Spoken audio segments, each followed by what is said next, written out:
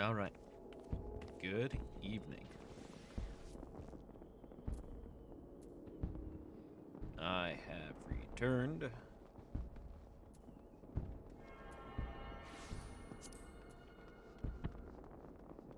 After what feels like way, way too long.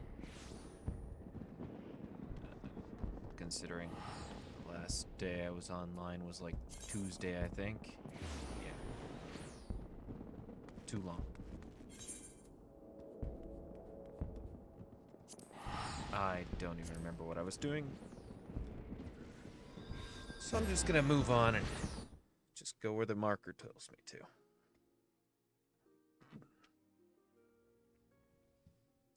If anybody's curious, Thursday, I didn't get online because my brain felt melted. It was just one of those days that I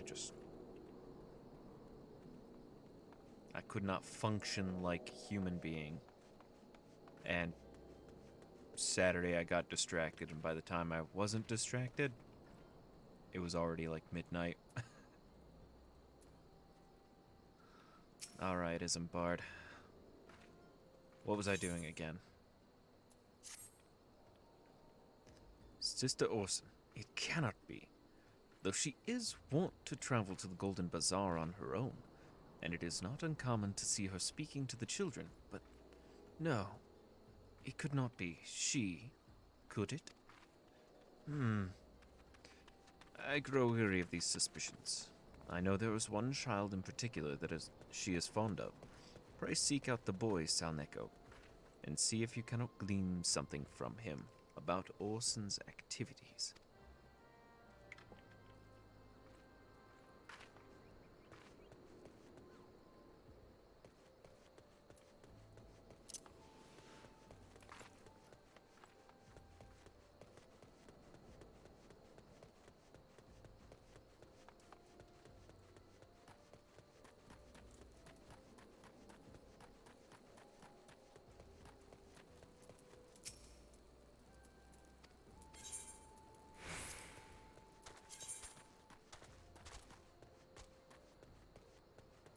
Let's see, Choco rental. Okay.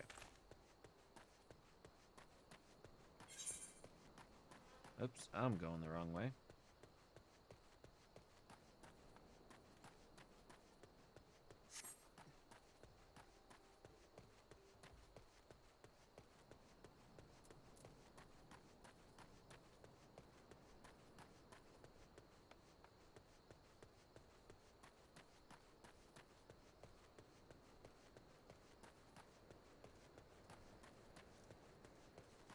Starting to wonder if maybe I somehow the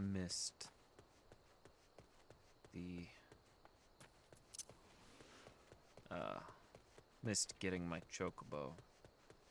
I can't remember if it was much later or sooner that I was supposed to get it.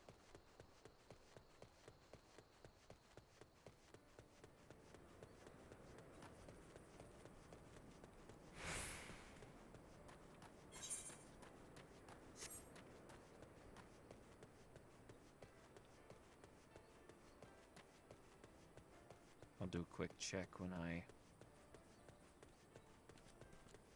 am out of the wilderness.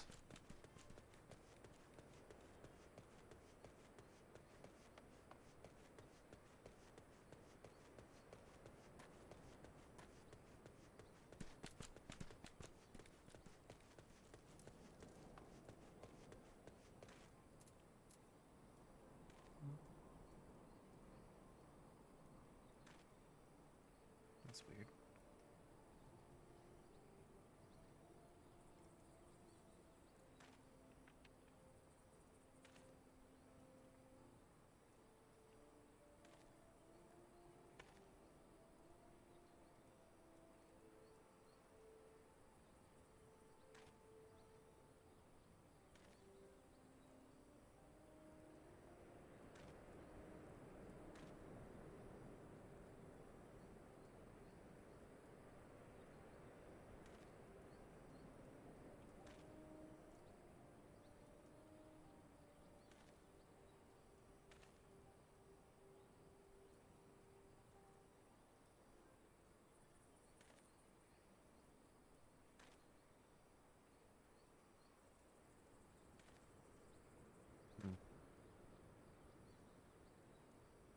try something different for today.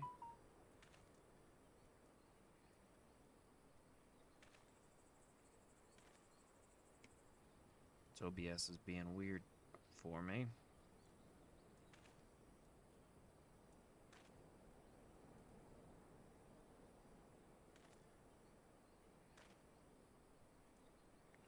Where is it?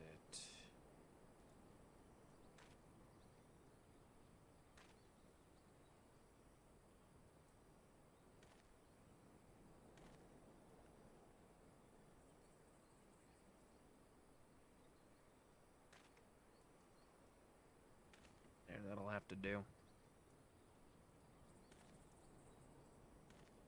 Okay. Let me see real quick where the chocobo whistle was. Used to acquire company chocobo.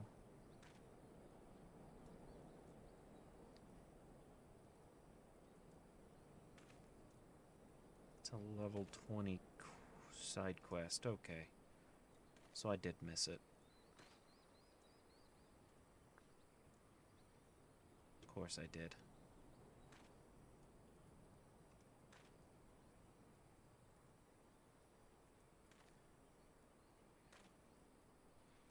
Okay, well, when I am...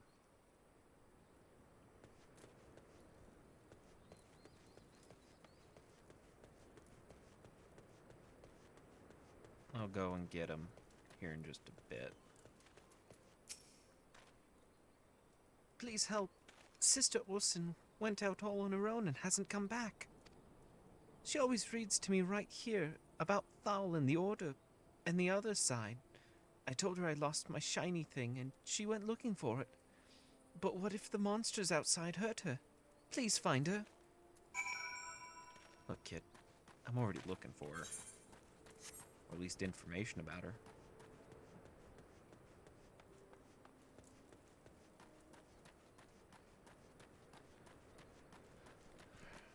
Bleh. It's a good thing she's sitting in a good old field of purple.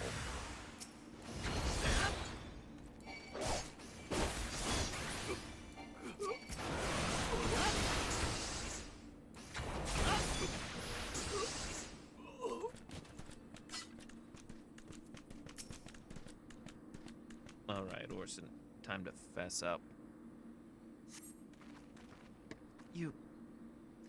You're the one from the church. Thank goodness you arrived when you did. It seems my gratitude is yours yet again. You spoke with the child? Yes, well, I was able to find his lost trinket. It is a ring given him by his mother before she passed. I will see it safely back to him. It's a great place to lose a ring. Right there on the edge of a massive cliff.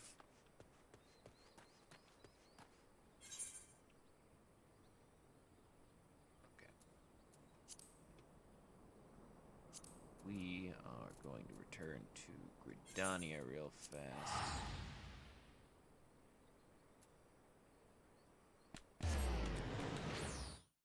So I can try and find this. I guess it might have helped if I actually checked to see which NPC I needed to go talk to.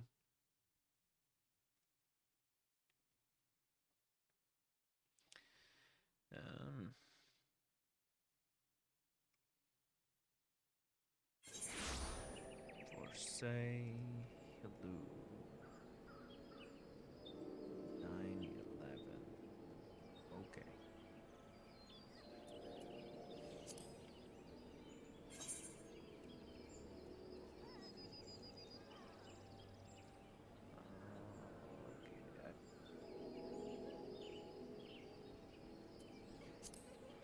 I'm gonna be upset if I can't do it yet, because I'm not far enough in the storyline.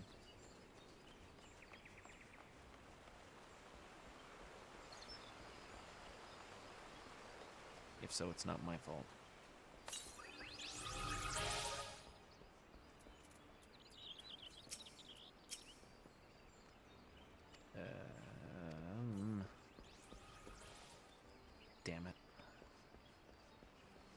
Okay.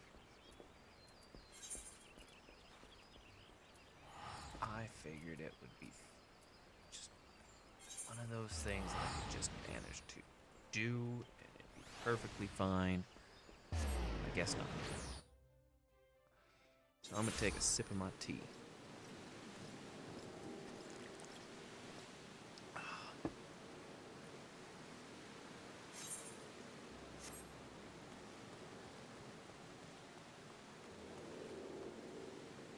I like that person's mount.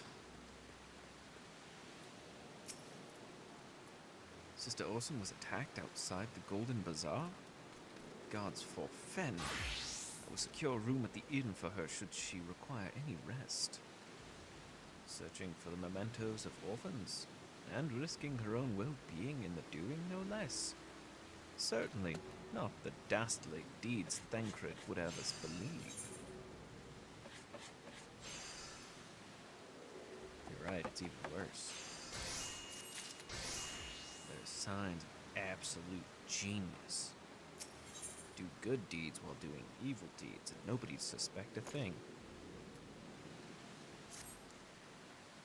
I'm well glad I reserved that in-room for Sister Orson.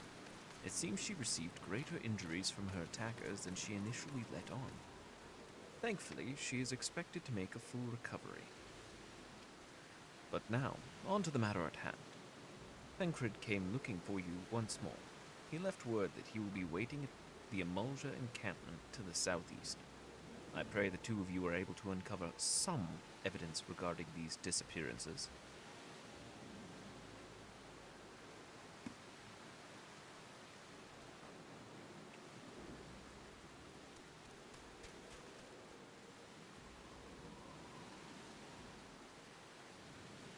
Okay. Well. Way down there. Such a long walk.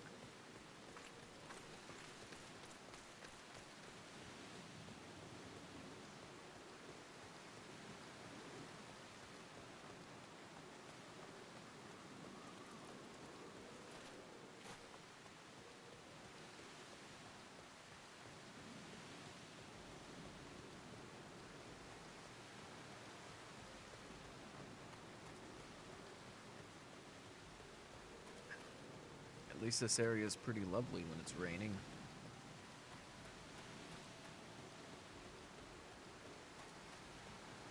Maybe that's just the mindset of somebody that grew up in a desert that just absolutely enjoys all rain anyways.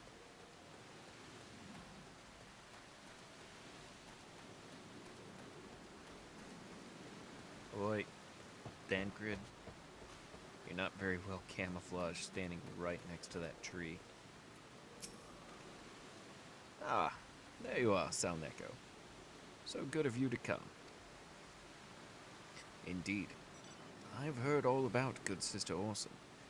Isambard said her wounds were serious. It would seem my suspicion about the poor Rose were misplaced. But false though they were, perhaps my suspicions were not entirely without merit. Whilst following Sister Orson near the Golden Bazaar, a band of Emulja caught my eye. I tracked them as far as this encampment, but, well, let us say that I would much prefer to keep my distance and remain here. This, of course, brings me to why I requested you, dear Salneko. Would you be so kind as to take a look inside? I mean, sure. It's not like I got anything better going on. I gotta deal with you and everything else if I want to get a chocobo, so...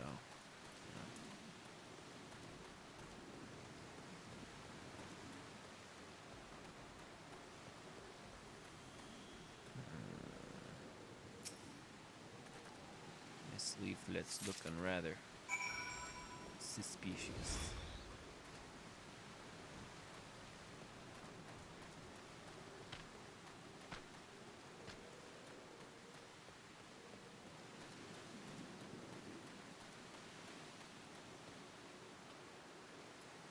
God, you guys are so huge. It's like your arms alone are bigger than my torso.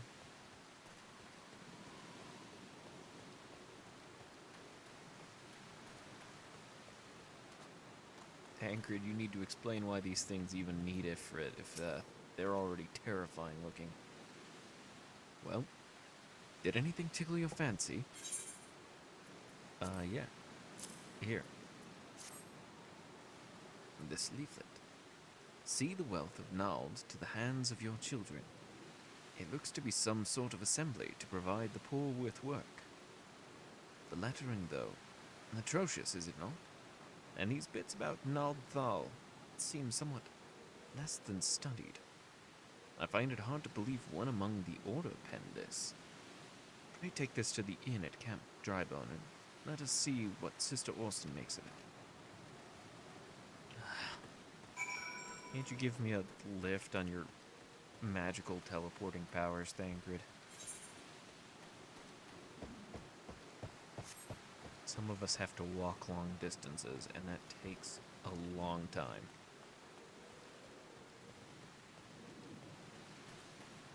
What side? I have crackers.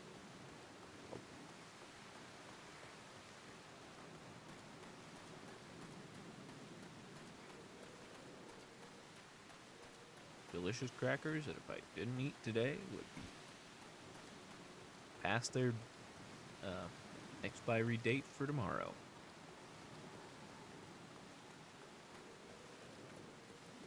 Sometimes food gets forgotten in my kitchen.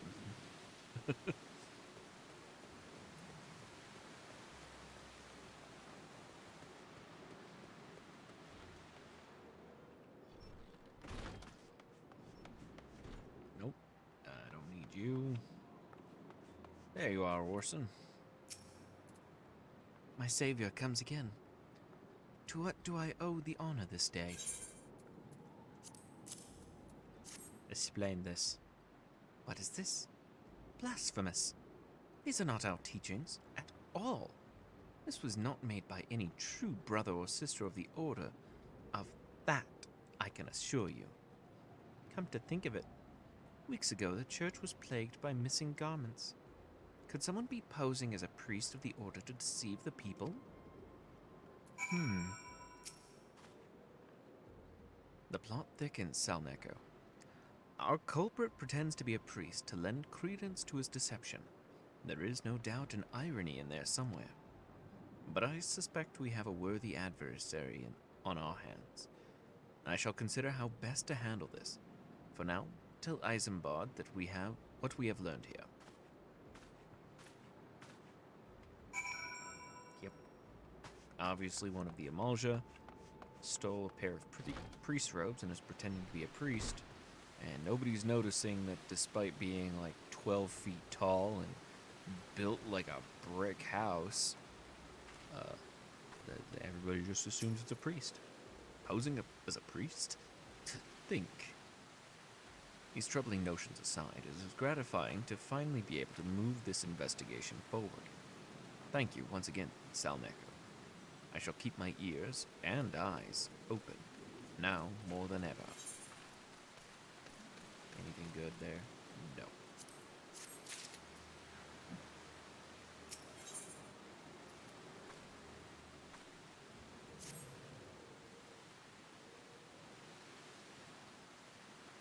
I'm afraid I have not seen any unusual activity, nor have any at this camp given me cause to doubt them.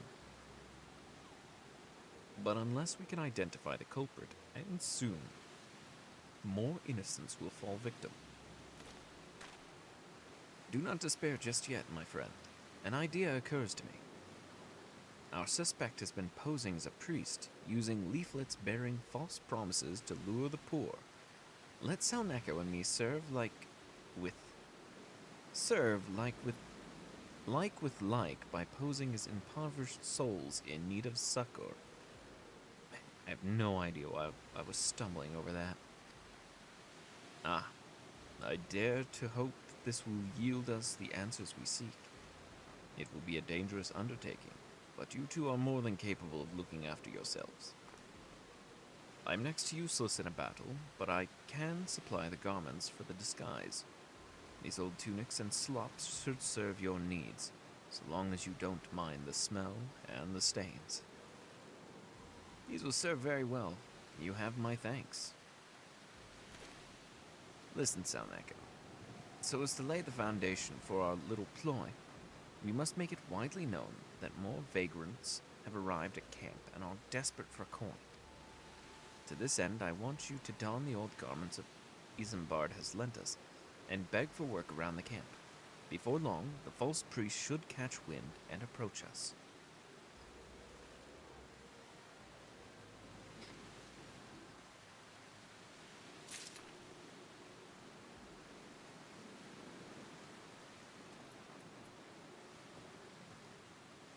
Alright. Not the correct one.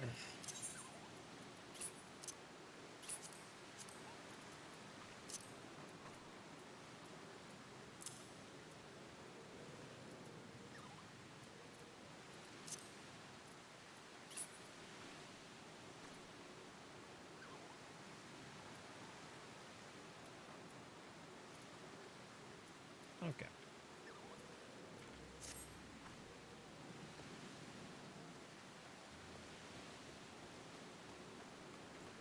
Start with Swanhild. I preach the teachings of Azema, the warden.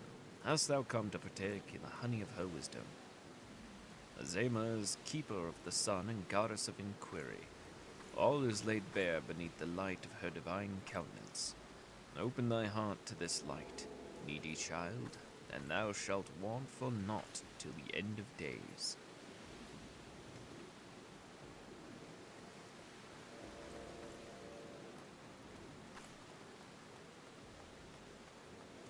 How about you, Neural?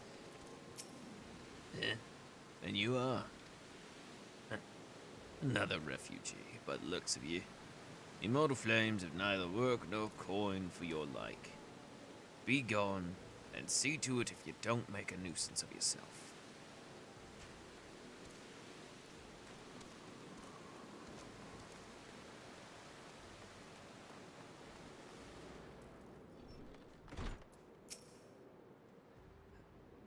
And I was just about to get to the good part. Looking for work, you say? No, sorry, but we don't have any openings. Now get out of here so I can finish my story.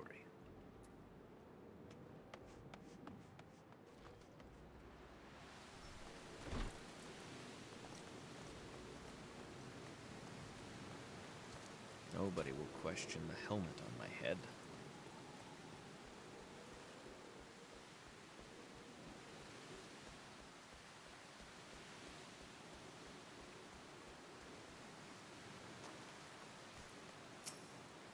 What is it? Gods, not again.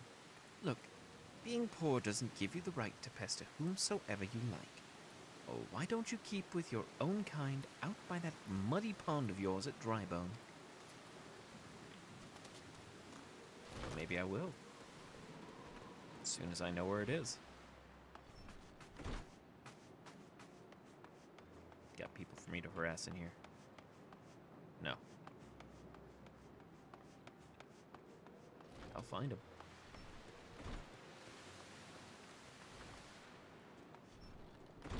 There you are. Ermagard.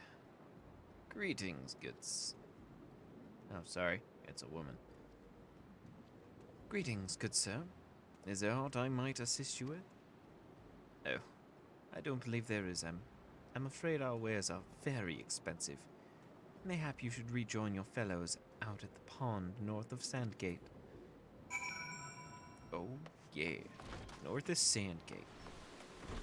Dangred, I've done more work than you. You have quite a knack for being a nuisance, Salneko.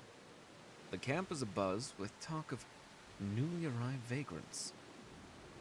And though we were unable to attract our wayward transgressor, we were able to learn that the poor have a commune by the pond north of Sandgate, to the east of here. The eyes of the authorities do not reach that place. Rather ideal for spiriting away hapless souls. Let us go there. Let us go there and wait for the kindly priest to come and offer us aid and comfort. Needless to say, you'll need to remain in disguise. My disguise is flawless, thank God. Nobody would ever suspect a guy wearing nice-looking boots and gloves and a metal helmet to not be a vagrant.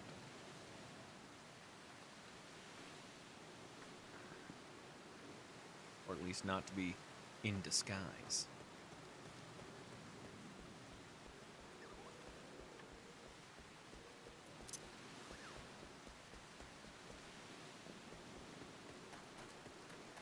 Because why would somebody who wears that kind of gear ever bother being in disguise?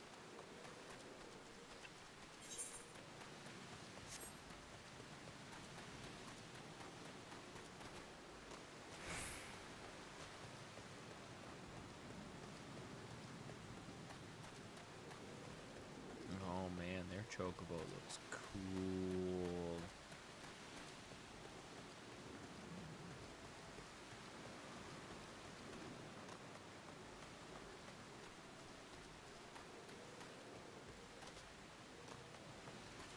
How's it going, Thangrid?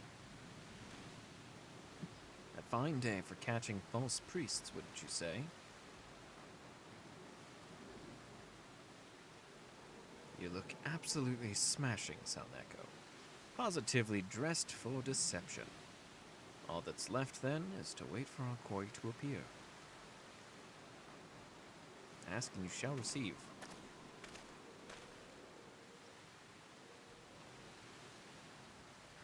Oh, you poor, unfortunate souls. This is no way for men to live. No way at all. Who are you? What do you want? Be at ease, child, for I mean you no harm. I am a priest of the Order of Nadthal. I come to offer you succor. This leaflet bears the teachings of Nald. Trust to them, and they will surely set you free from the shackles of penury.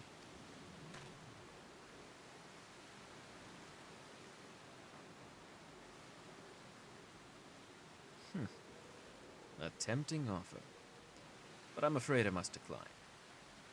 On account of that atrocious performance, you would have made a god's awful mummer, Ungust. Oh, what? How did you know? You bastards tricked me. Please don't hurt me. I was only doing it to protect my people. If that's so, do continue. Very well. I'm a man of the Golden Bazaar, raised there, if not born. Some moons ago, the Amalja raids began. They would appear as sudden as sandstorm, plunder and pillage at will. Our defenders couldn't stand against them, few as they were. Everyone lived in fear.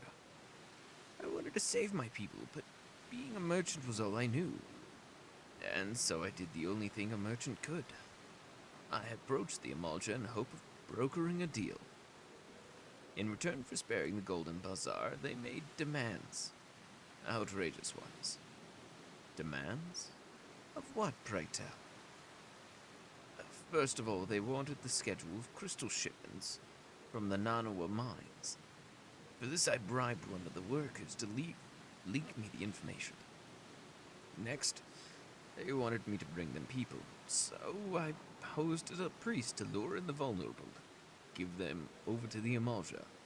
I didn't have a choice. Protecting one's home is a noble thing, but at the cost of innocence, you could have sought the aid of the immortal flames, yet you did not. I suspect that you are not telling me the full story. What made you sell out your own people? Speak. It was good. What was good? What did you say? The coin was good, I said. I could sell mole meat for a score of lifetimes and not even see a fraction of what the Amalja pay me. You sacrificed innocence so that you could line your own pockets? Words fail to express the contempt I feel for you. Spare me your contempt. If you want to blame someone for the mess this world's in, then blame yourselves, or the gods. How's it going? Not you again. Were you the one leaking the Immortal Flame's patrol routes to the enemy as well? Spit it out. No, I know nothing about that, I swear. At this stage, I'm rather disinclined to believe aught that leaves your mouth. But no matter, there will be time enough to learn that truth. Salneko, be a good man and take word of these developments to Minfilia, would you? Sure. I shall prize everything I can out of this filth. The abductees are still somewhere out there. Our foremost priority is to rescue them. And if memory served me, yep, Vesper Bay ticket.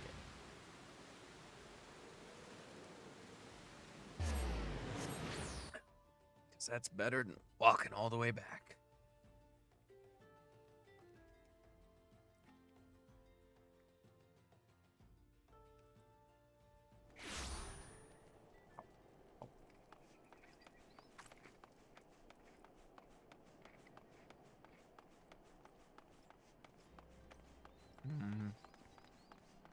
Delicious cracker.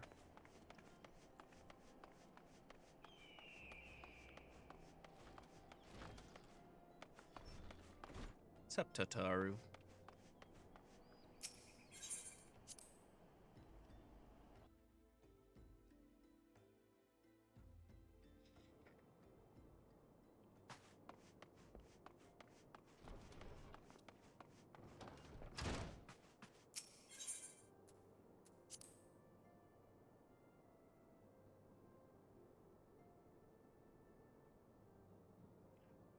One second.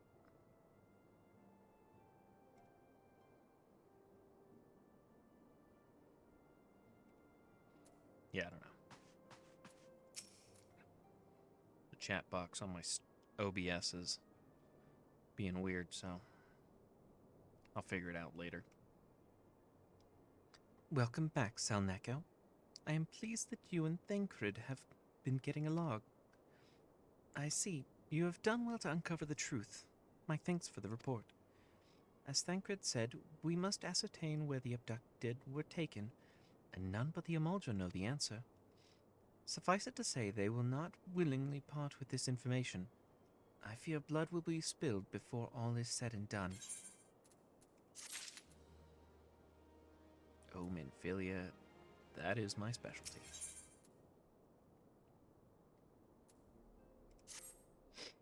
Though we seek a peaceful solution to the primal problem, we must needs be ready to fight for our cause. That you might take to the field suitably prepared, I would have you meet with a goblin acquaintance of mine. His name is Mutamix Bubblypots. Okay. And he is a scholar of no small repute. Mutamix is renowned for having introduced a revolutionary method of enhancing equipment to Eorzea.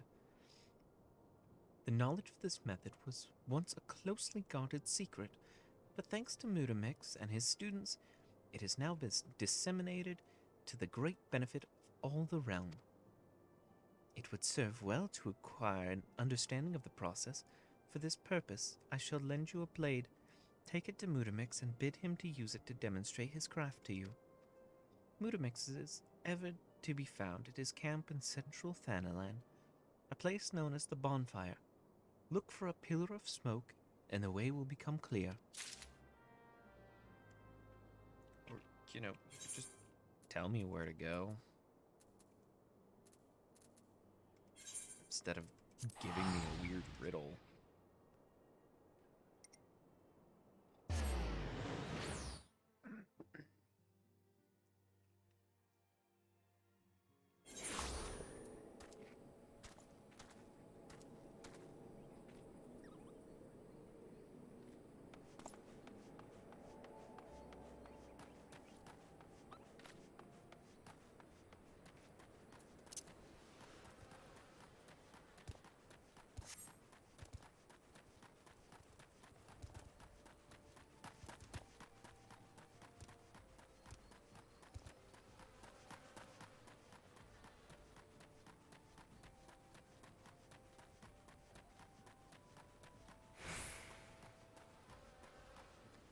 Could have told me to look for all the trash.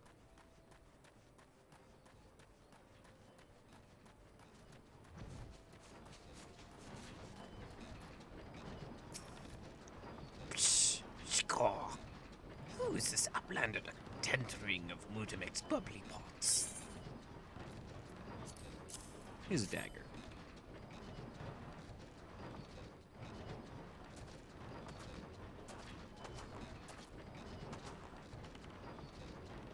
Mighty Tools drinks in airy south.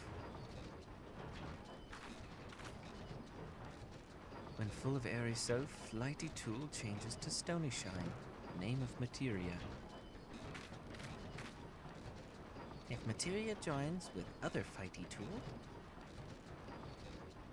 There, big eyes, flighty tool gains power of airy self. Psst, caw. Mutamix is reckoning that Uplander is friend of Minfilia.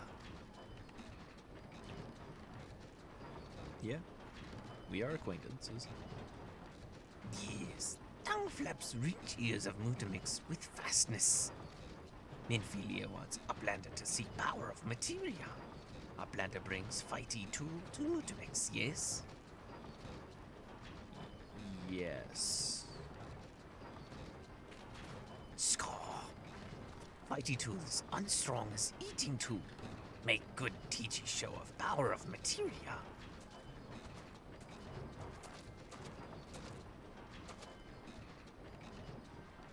The materia, master. Now eyes of Uplander point at fighty tool, yes? Score. Materia join with fighty tool.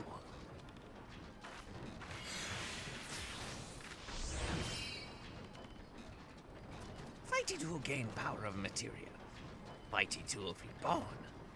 Here, Uplander take fighty tool to Winvilia. Materia, strictly speaking, is a kind of crystal. It is created by drawing out the etheric constituents from a piece of equipment and then crystallizing them. Not just any old equipment will serve, mind you. It must have sufficient spirit bond. That being a measure of how fully an item has been imbued with its owner's spirit. When ye attach piece of materia to gear, ye imbue the host item with its power. That's how Master Mutamix turned that dagger of yours from something that would have struggled to cut steak into a weapon worth wielding. Uplander wishes to be joiner of materia. Uplander best field brain case with knowings of crafty making. With knowings of crafty making, Uplander can become joiner of materia. If Uplander wants brain case to rattle with knowings of materia, Uplander best train tongue flaps with the learning ones of Mutamix.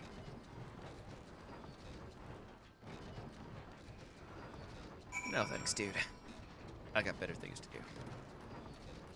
Like returning all the way to Vesterberg Bay.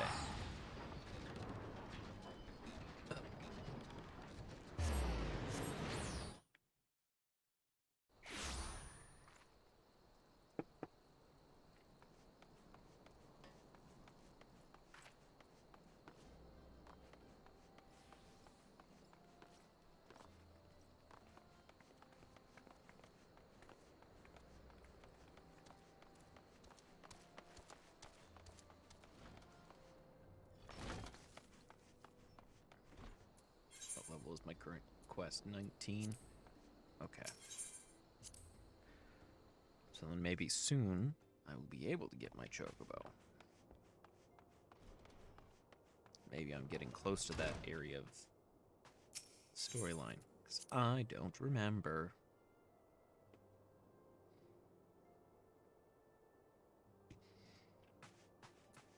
Okay, Minfilia, you got your special dagger back.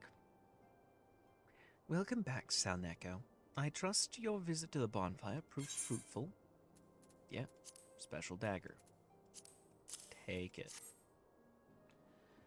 Ah, what a remarkable difference a single piece of materia can make. Granted, the skills needed to manipulate the substance are not easily acquired, but one need only look upon the results to realize that such efforts are worthwhile. As I am sure you are aware, the quality of one's equipment can be the difference between victory and defeat. Materia may well give you the edge you need, Salneko, so make it your ally. Now it is time we discuss the matter of your next mission. Pray speak with me when you are ready to begin. Or you could just tell me. That's an option.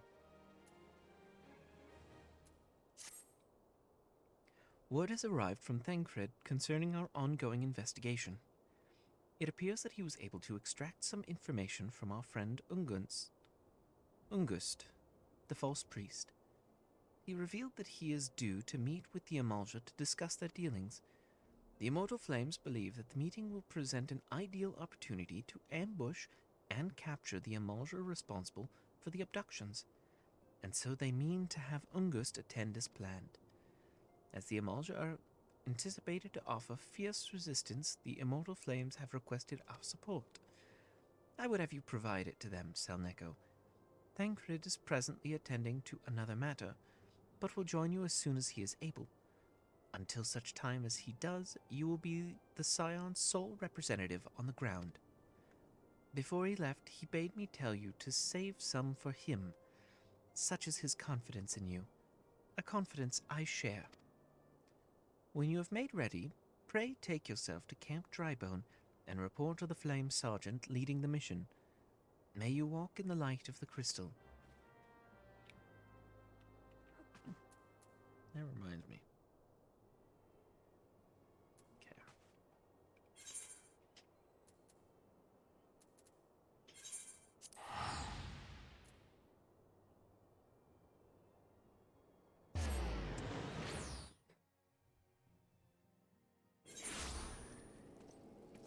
And who am I talking to? Is it in here? Yes. Hello, Flame Sergeant. Ah, you're Salneko Salukakes of the Scions. My thanks for coming, friend. We're stronger for your assistance. Allow me to brief you on our mission. Our objective is to capture Amalja and prize the whereabouts of the abductees. The lizard men aren't aware that their man, Ungust, has been exposed. When they come to the rendezvous point to meet the traitor, we'll spring the trap. Owing to the clandestine nature of the mission, we can deploy only a small contingent. Every member must count, and so we requested the aid of the Scions. The rendezvous will take place at the Invisible City. Please make your way there and lie in wait. We stand to learn much and more of the Amalja's plot if the mission succeeds, Salneko. Let's make sure it does.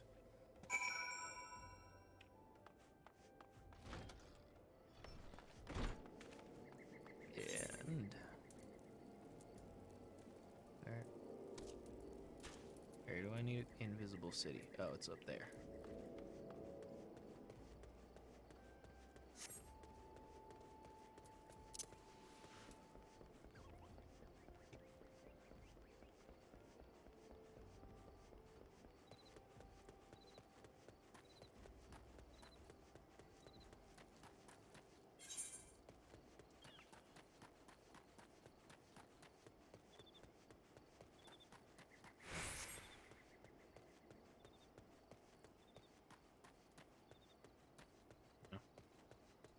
Guess it would have been faster to go that way.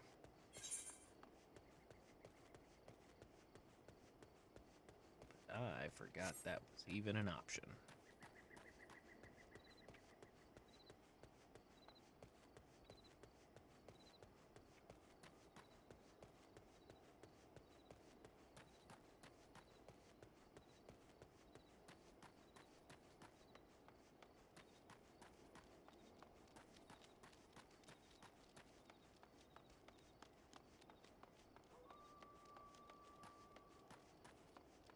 Yeah, I feel like I don't even know how I managed to over-level.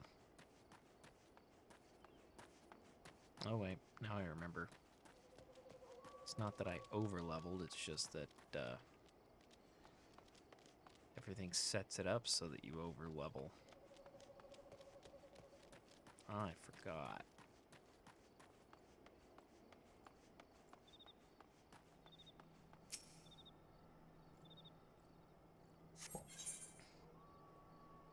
Maximum level 24.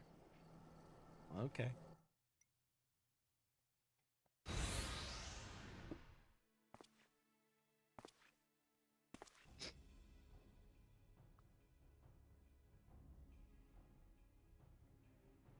Is the bait in place? Our man is in position, sir. Good. We make our move as soon as the emulsion appear. Yes, sir.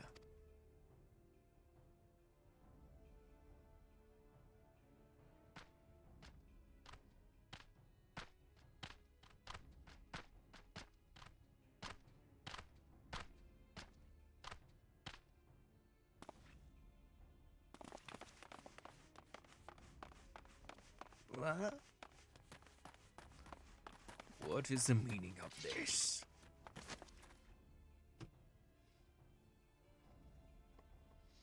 Wait, something's amiss.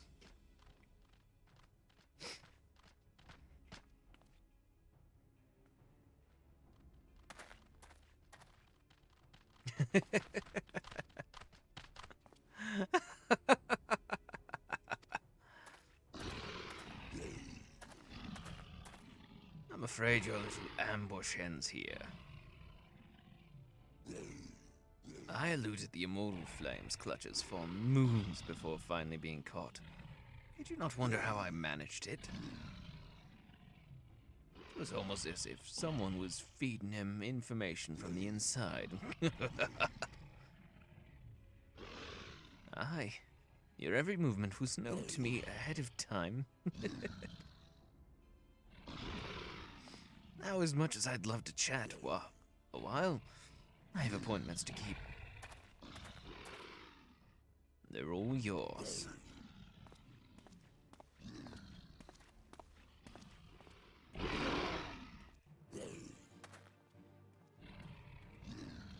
They are going to bend me over and break me in half.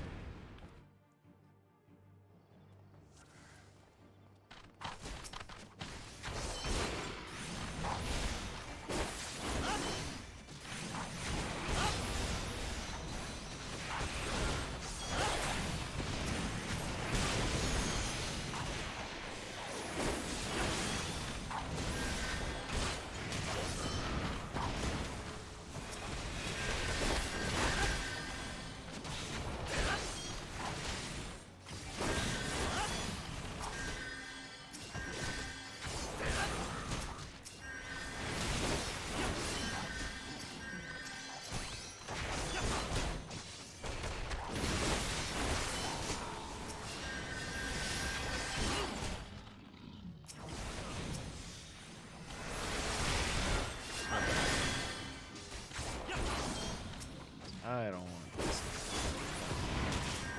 I'm probably making this battle so much longer than it needs to be because I keep going off to stab other things.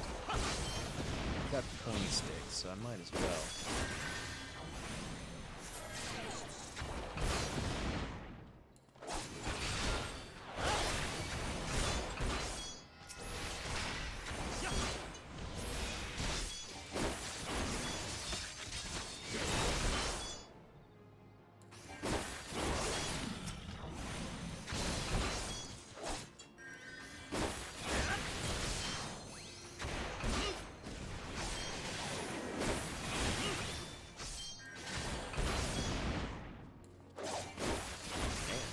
Got a lot of health.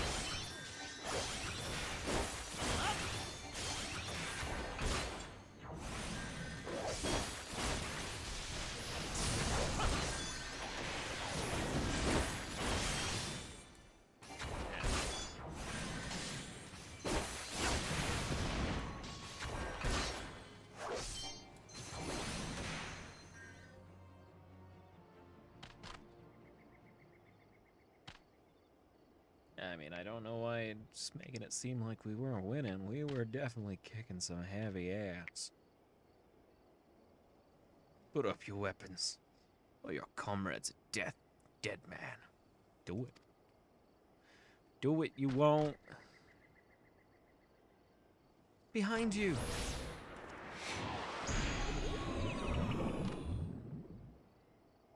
Oh no. And the sleepy times. Bring him. The rest of you, march. Traitor scum. Ow.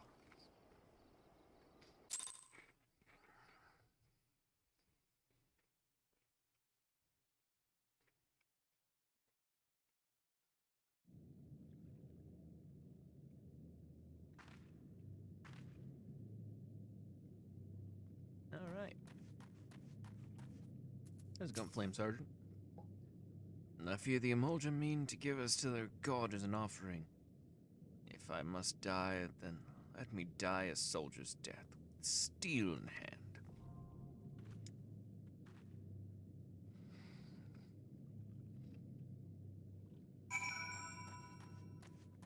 Yep. Time for the Bowl of Embers. And the ridiculously long wait time. Well, actually, that's not that long. I've seen longer.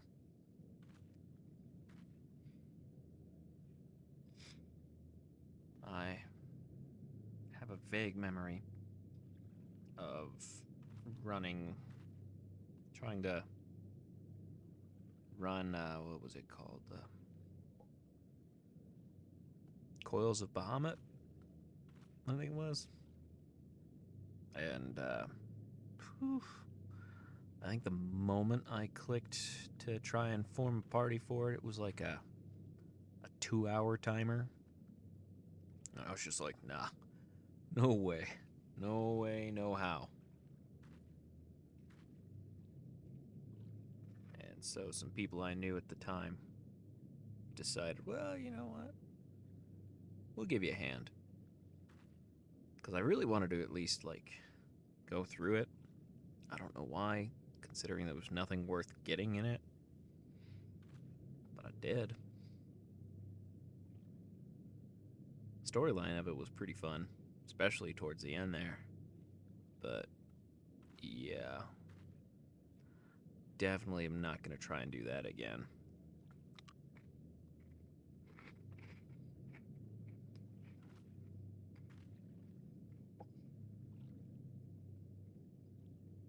I mean, maybe I will if there are actually people who are trying to run it, but I'm very much doubting that there are. So no point in trying.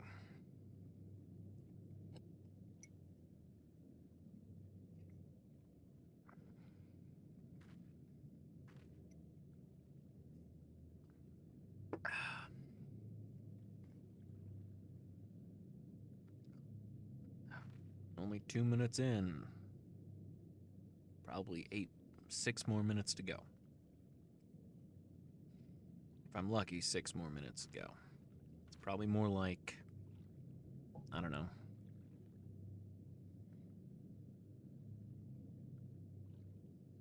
I don't know. Probably closer to 8 minutes to go.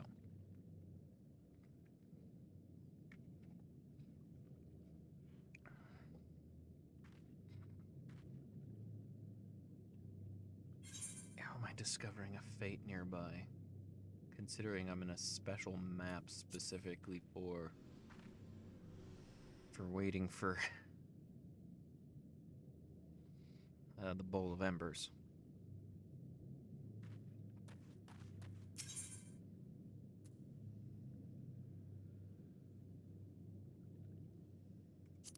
I would much rather wait for players than to try and run that with NPCs. That just sounds like a bad time.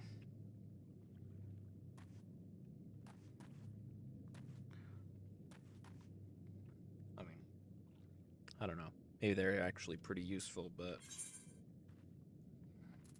I'm not gonna bet money on that.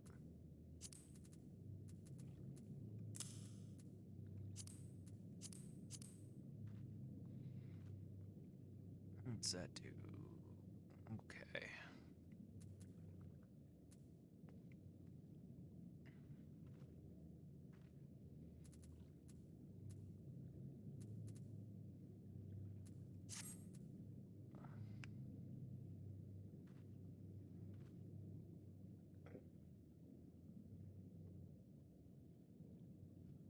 Halfway. Halfway to the average wait time. Oh, but I can bet that I probably would have found a party instantly had I been a healer or a tank.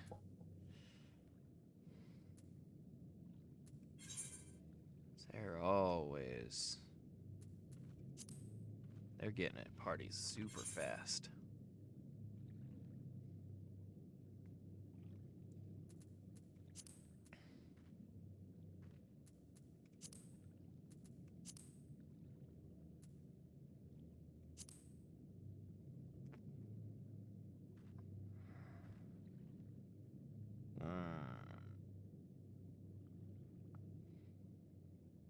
And I'm thinking about it.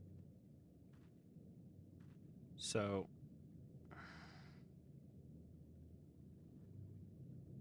the other character I have isn't that far into Stormblood, I think it is. Yeah, Stormblood. They're not super far into it. I don't really know exactly how far, but they're not too far in. And despite the level of the quest that I'm roughly in is like 60, 61, so like still super early in the whole expansion, I have three classes that are level 70, and only one of them makes sense because it's the healer from the Arcanist. I can never remember what they're called. Lord of the Inferno, hearken to our plea. Lord of the Inferno, deliver us from our misery. O mighty Ifrit, Lord of the Inferno, your humble servants beseech you, grace us with your divine presence.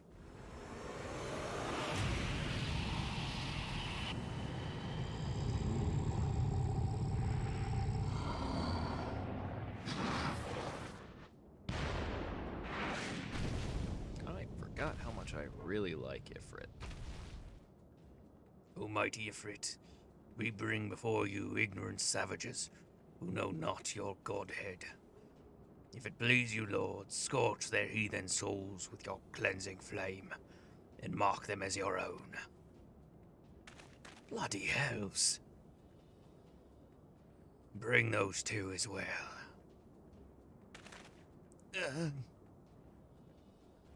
What's going on? This ain't what we agreed.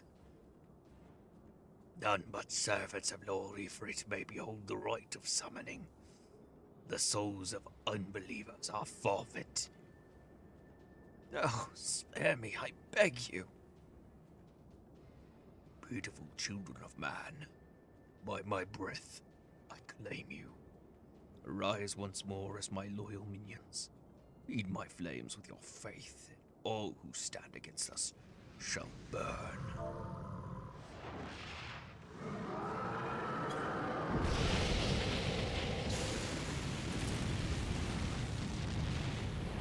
I forgot that there were people already waiting, so I guess I'll stop reading.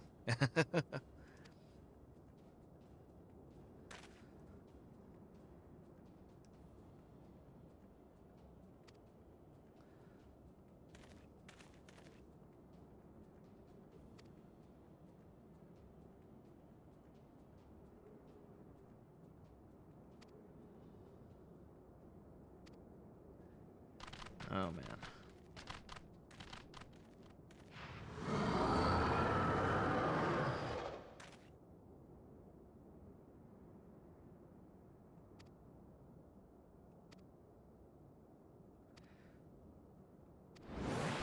I sit there and actually try and read it, it's gonna take forever. I don't want these people to spend like an eternity and a half waiting for me.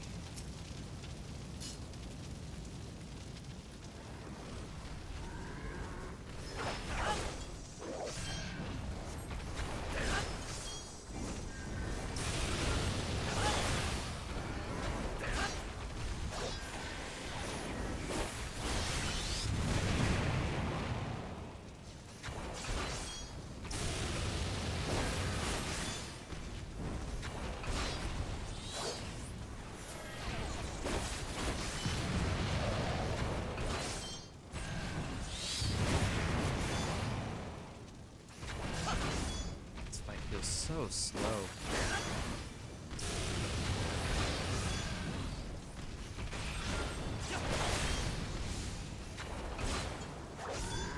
I'm just misremembering this fight. I remember it being quite the slog.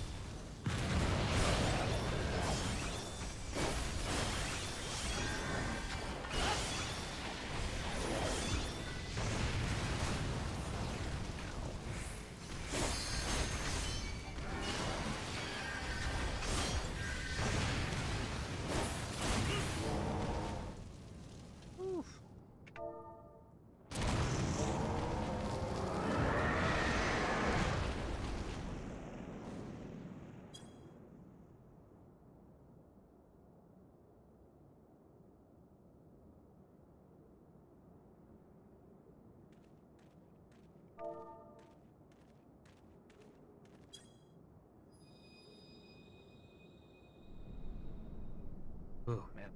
Yeah.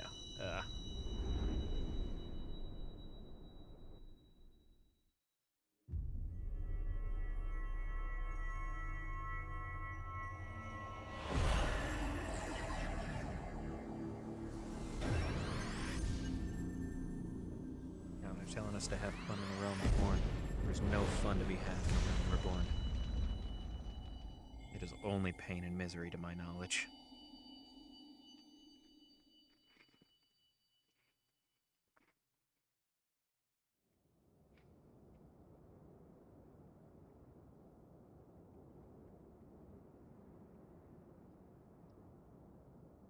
Dang, Cred, stop showing up when I've got a cracker in my mouth.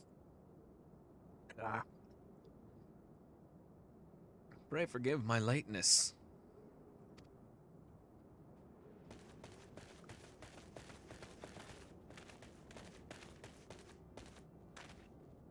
I was delayed by a congregation of Amalja's zealots. I swear, each seemed more evangelical than the last.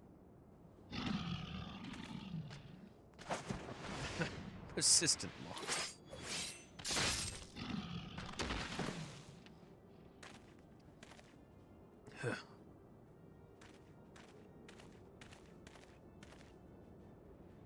I see the Bloodsworn wasted no time in extracting the captives. No less than I'd expect from the Flame General's handpicked men.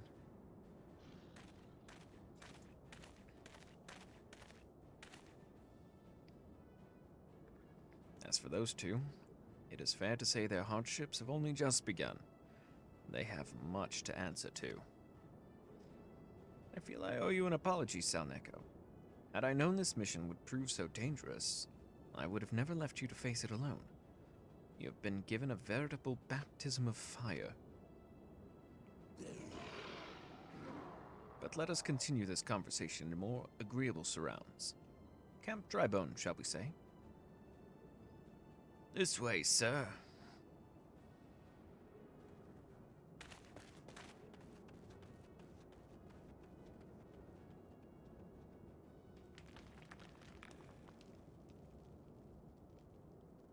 So that was the mighty Ifrit.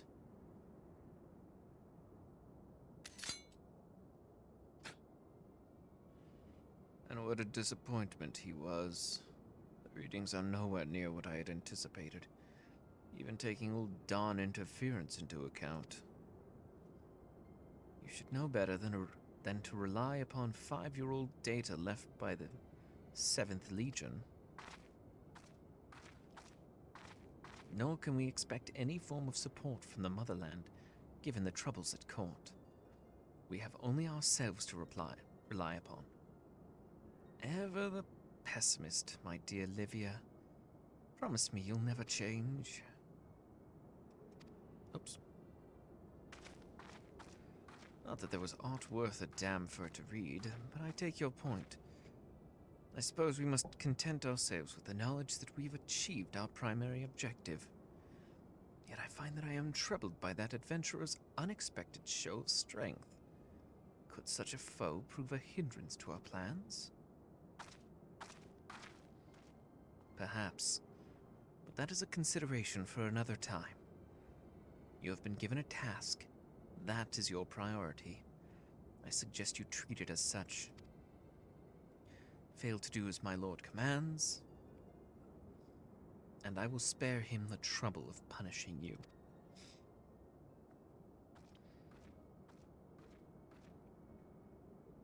With allies like that, beware a woman in love. I shall need to be on my best behavior.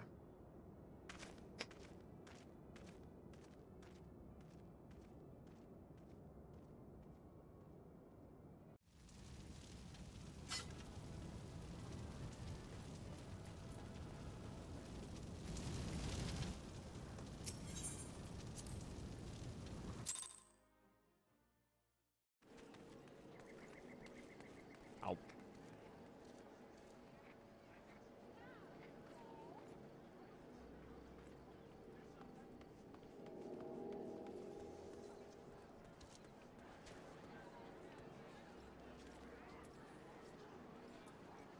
All right, Thancred.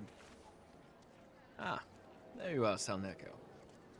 Come, rest a while. You will have no better opportunity after witnessing that god's ignominious defeat.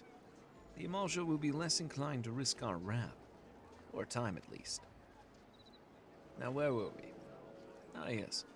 I was in the process of apologizing. I do hope you can forgive me. I arrived too late to be of any use to you or the abductees.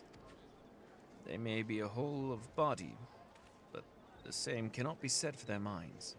But once a man is tempered. But it ill suits me to dwell on the negatives. Amidst all our misfortunes, there is still reason to rejoice. Ifrit is slain, and by your hand, no less.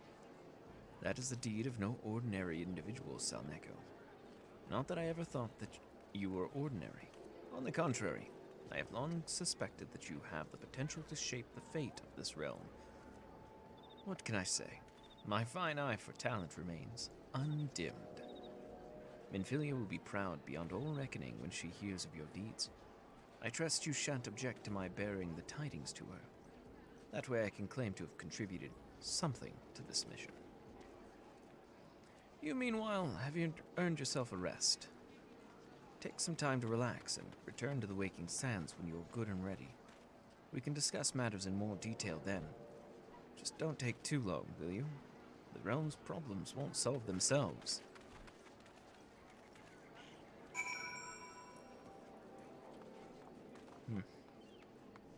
I mean, that's fair. They really won't solve themselves.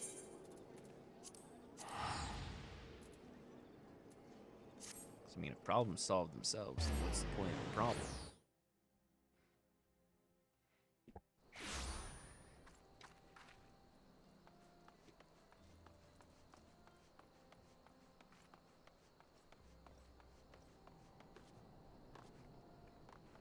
I just realized I did that whole fight wearing the wrong outfit.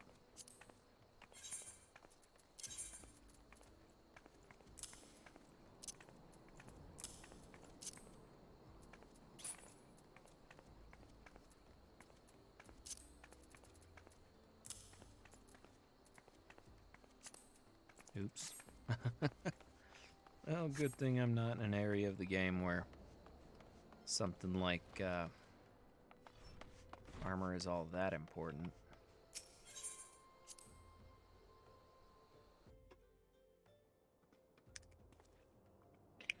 Now that I'm out of tea, time to move on to the water.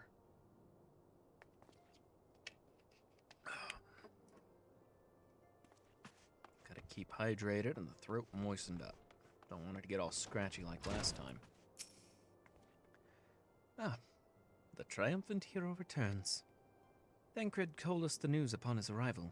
He is presently in the Solar, giving a full report to Lady Menphilia. You should join them at once. Lady Menphilia is most eager to see you. That is the plan. That's why I came. My late arrival nearly cost Salneko his life. I wasn't there when the Emolja took him prisoner, and I wasn't there when they served him to Ifrit. Yes, by some miracle he survived, but that does not excuse the fact that he should never have had to face such dangers alone. I failed him utterly, just as I'm failing you all. What's done is done, Thancred. You can ill blame yourself for every... What's up? Salneko, it is good to see you again. Impeccable timing, my friend. I had just finished regaling Menphilia with your heroic exploits. Thancred has told me everything. You've done well to return to us. The perils you faced were undoubtedly great, yet part of me believes that I had no cause to fear, and now we can put paid to our long investigation. As we suspected, the Emolja undertook the robbery and the abductions with the aim of summoning their primal, Ifrit. Nor is the tale limited to Ul'dah. Similar incidents have been rife in both Limsa Lumensa and Gridania of late.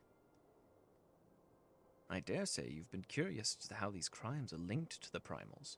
Permit me to explain. Having manifested in the physical realm, primals must consume ether if they are to maintain their presence here. And the stronger they become, the more ether they require. Now, ether exists throughout creation. It flows through all life and permeates the very air we breathe.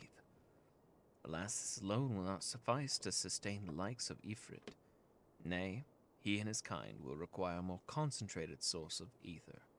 Crystals.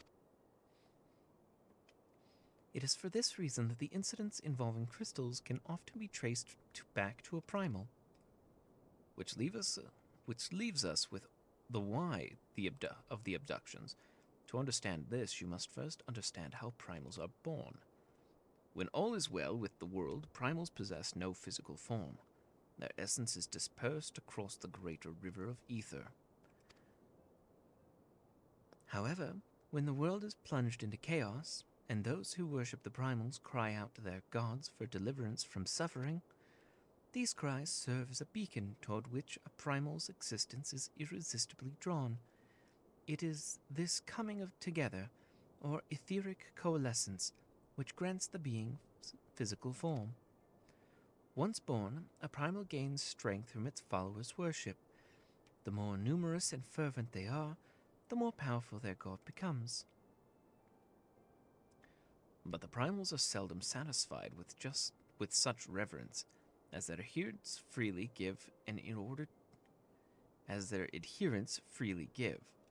order to gain more power, they do not scruple to create followers. They do this by tempering mortals, a process which you yourself were subjected. Yet even as Ifrit took your comrades in his thrall, you alone remained unaffected. This is thanks to the power you possess, the Echo. We know not the why of it, but those blessed with the Echo are immune to primal influence. It is as though a greater power protects us. When first you came to us, I told you that the Echo would be instrumental in dealing with the primal threat. I trust you now begin to see why. The recent incidents all share a common trait: meticulous planning. Such elaborate designs are a new development, and one which fills me with an unshakable sense of foreboding. While I share your concern, my presiding feeling is one of relief at your safe return. The immortal flames assured me that they will deal with the aftermath, so you need not concern yourself with that. We may rest easy for a time. I suggest you take full advantage of the respite, Salneko. You may be sure it won't last long. Once the people learn of the identity of the hero who felled Ifrit, I feel you will have nary a moment to yourself.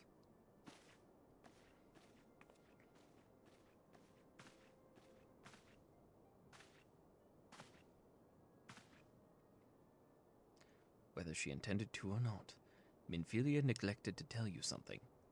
Something I think it would be best you heard from one of us. It concerns the tempered abductees that were rescued.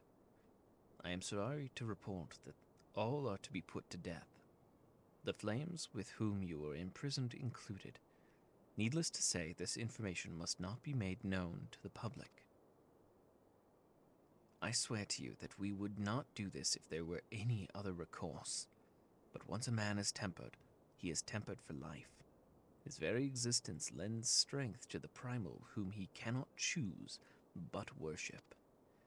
And so we Scions continue our fight, that no more innocents need be sacrificed. I hope that you will continue to stand with us, Salneko. But I should be going. I offer my apologies to the Flame General for the losses his people suffered.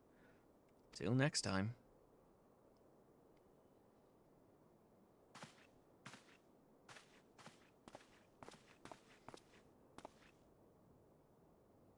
Gods forgive me. How many more lives? Louis swore would never have allowed this to happen. I have to do better. I have to be stronger.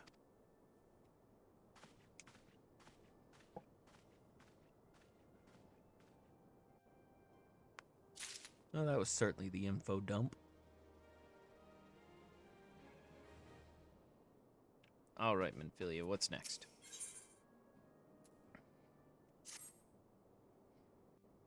Oh, is this finally where I choose which company to go with? Until not so very long ago, you were but one of the many adventurers seeking to make their way in Eorzea. But for your character and courage, you were raised to the esteemed post of envoy. Thereafter you traveled the realm, aiding those in need without thought of reward, confirming to Ida and Papalimo that the Scions would benefit from your aid. And no sooner had you joined us than you personally bested the primal Ifrit. You have achieved a great deal in a short time, and won fame in so doing. Alas, fame does not come without a price, as you will soon discover.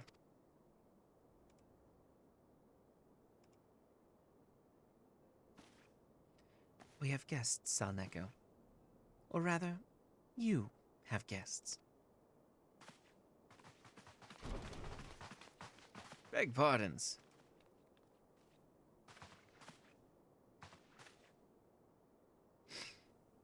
Ah, Lady Minfilia, radiant as always.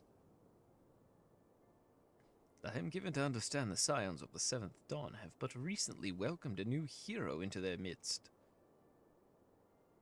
I am here on behalf of the Maelstrom Grand Company of Limsa Lominsa to offer said hero a place of honor within our ranks. As you can see, Salneko, your recent exploits have garnered you the attention of the Grand Companies of Eorzea. Each organization would have Ifrit's bane for its own. To this end, all three have sent officers to court you. They would not ordinarily go to such lengths to enlist a new recruit. That they have is evidence of their high regard for you. I find myself wondering how word of Salneko's deeds spread so quickly. That the immortal flame should know of his triumph is to be expected.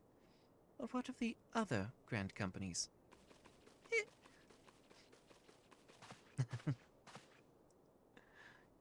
Your reputation precedes you, Master Salad Cakes. 'Tis no ordinary man who can face a primal and emerge the victor. And imagine our pride when we learned that you began your journey as an adventurer in our own Gridania. Know that the people hold you in high esteem, and that you will always be welcome among us. The Order of the Twin Adder has need of valiant men such as you. Join your strength to ours, friend, and together let us ensure that peace ever reigns over the Twelveswood. What a pleasure it is to finally meet you, Master Salad Cakes. My comrades speak of you in the most glowing terms. A man of your talent belongs with the immortal flames. Join your strength to ours, friend, and together let us secure a prosperous future for Uldar. The Admiral was not exaggerating when she said you have the look of a hero. Full often does she speak of you, friend. It is only natural that we should want you for the Maelstrom. Join your strength to ours, and together let us see the grand vessel of Limsa Luminsa to the shores of glory.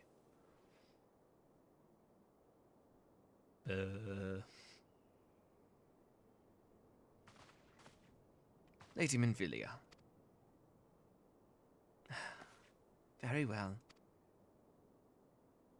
Though I am quite sure you need no reminding, mayhap a brief summary of the situation would help to clarify your thoughts on this matter.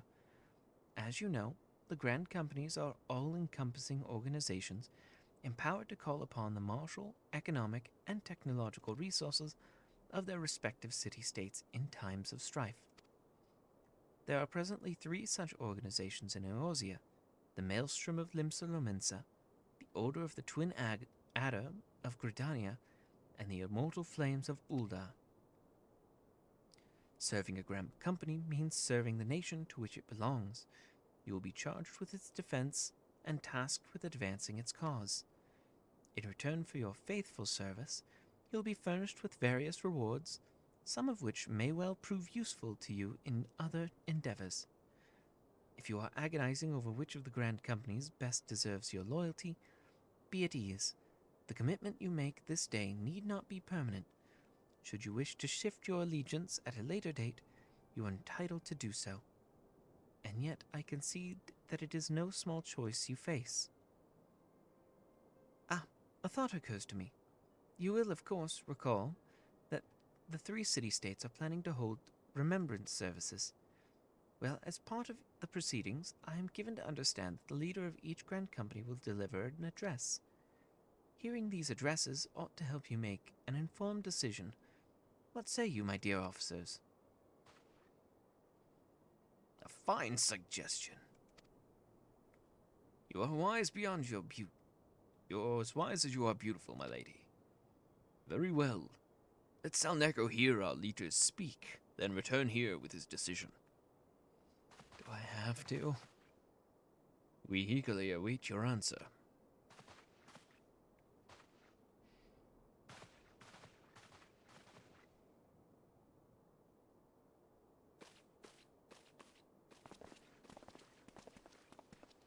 I know full well that adventurers are, by their nature, a liberty-loving breed, and not best suited to the discipline of military service, but I strongly urge you to join a Grand Company nonetheless.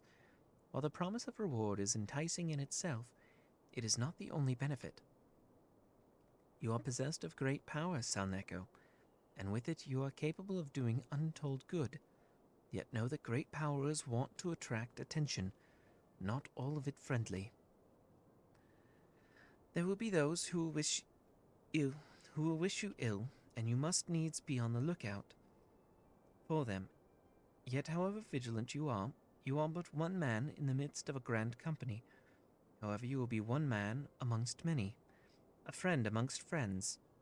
Your achievements will be shared, and so will the danger. I can think of no better arrangement. Of course, joining one organization need not mean leaving another. I hope that we can continue to rely on your aid.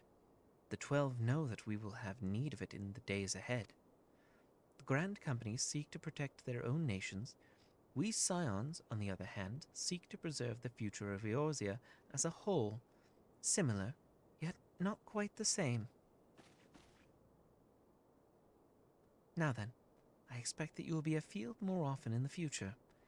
As such, I would have you carry this link pearl with you at all times. It will allow us to stay in touch regardless of location. Eorzea is changing Salneko, and you have the power to help shape it anew. None can say that what the morrow will bring, but so long as we believe in ourselves, there is naught we cannot achieve. Now it is time you made ready for your journey. Before you depart, be sure to speak to Tataru. She will apprise you as to where and when the remembrance services are due to take place.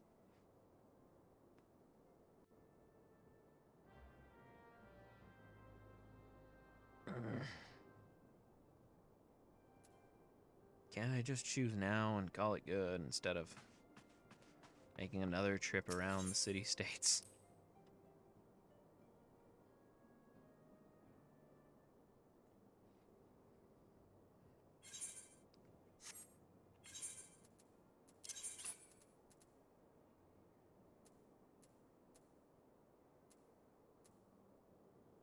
Oh.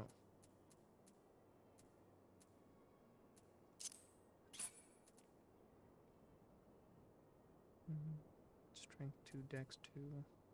Yeah.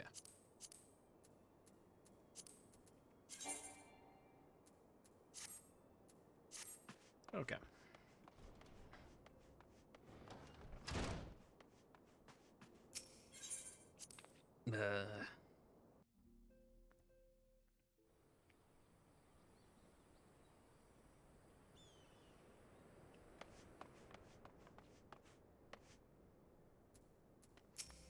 Alright, Tataru. I'm sorry about all the attention you're getting, Selneko. I might have sung your praises a little too loudly, and often, to a few too many people. Next time, I'll be sure to hold my tongue. Literally, if necessary. Anyway, I expect you want to know where and when the remembrance services are taking place. If all goes to plan, Gridania's Grand Company, the Order of the Twin Adder, will hold the first of the 3 services, and Elder Seed Sayer, Khan E. Senna, will deliver her address at Miketo Amphitheater. I should probably mention at this point that due to the organizational challenges involved in assembling all of the involved parties, it's possible that the order of the services might change. Still, there's not much we can do about that, so make Gridania your first port of call. Next, you'll need to go to Ul'dah, where Flame General Rauban al-Din will be addressing the masses at the Royal Promenade. Oh, and it's rumored that there's to be a special guest. How exciting! Last but not least, you must make your way to the stateroom in Limsa Luminsa, where Maelstrom Chief Admiral Melvib Blofishin will be giving her address. The room is accessible via the Admiral's lift. Identify yourself at the sentry Xanthel, and he will admit you. Got all that? Well, off you go then. I hope you find Remembrance Service suitably educational. I suggest visiting the city-states in my prescribed order, though. With your record of impeccable timing and luck, the schedule may change in favor of your preferred travel plans. Farewell. Basically saying I can go in whichever direction I want. And to save myself... maybe not time, but... sanity, I'm just gonna... take this ferry.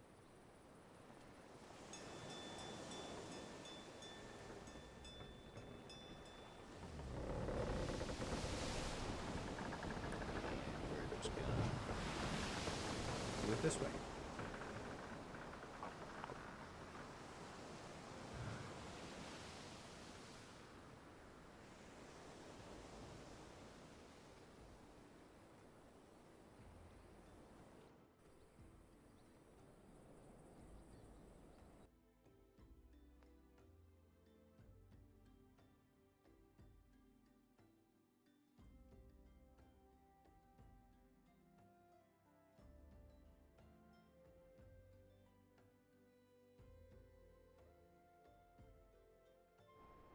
There we go.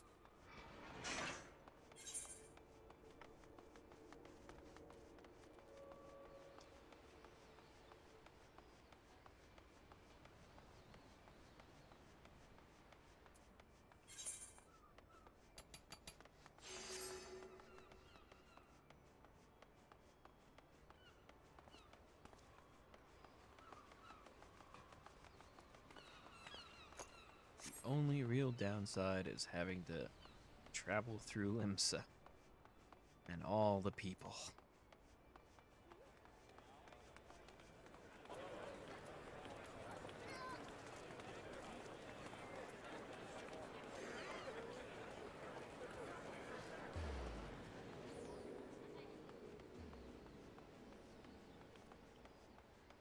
But fortunately, that was a quick trip. I didn't even have to stop.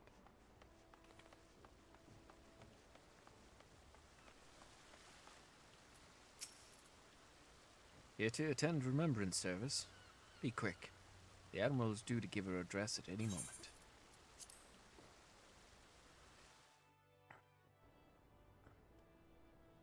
As I'm sure she really is. The Garleans are another matter altogether. So much for our alliance. It's sunk beyond the seabed.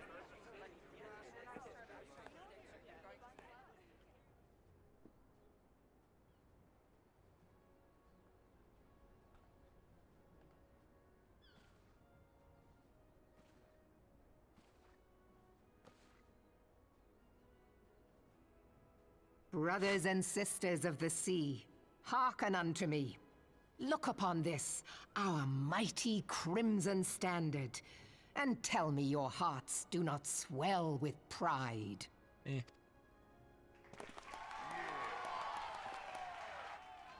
700 summers have come and gone since our forefathers first ran aground in this fertile bay. In that time, guided by the Mother of Oceans, Limsa Lominsa has grown from humble fishing village to uncontested ruler of the 5 seas and beyond. 700 summers, that's a long time. This city should cataclysm regardless. This city should be a lot Did you look bigger. as the Admiral bid you? It is a rather stirring standard, I must say. Yes. The crimson field is meant to signify the blood of fallen crewmates, while the black longship represents a pirate vessel. I mean, When the looks Garlean like a Empire marched upon typical Eorzea, Viking we assembled beneath the Maelstrom longboat to me. Standard, and our grand company was reborn. All answered the call, from the Knights of the Barracuda to Hilthier's bloody executioners. And together, we met our would-be conquerors upon the field of Cartano. That day, the world bore witness to the united strength of Limsa Lominsa. Yeah, but how'd that do in the face of a giant dragon?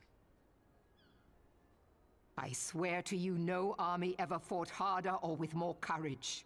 Yet many of ours did not survive. Yeah, it's predictable against a giant dragon. Join me now in remembering those who fought in the name of freedom and fell. May their souls be returned to the sea.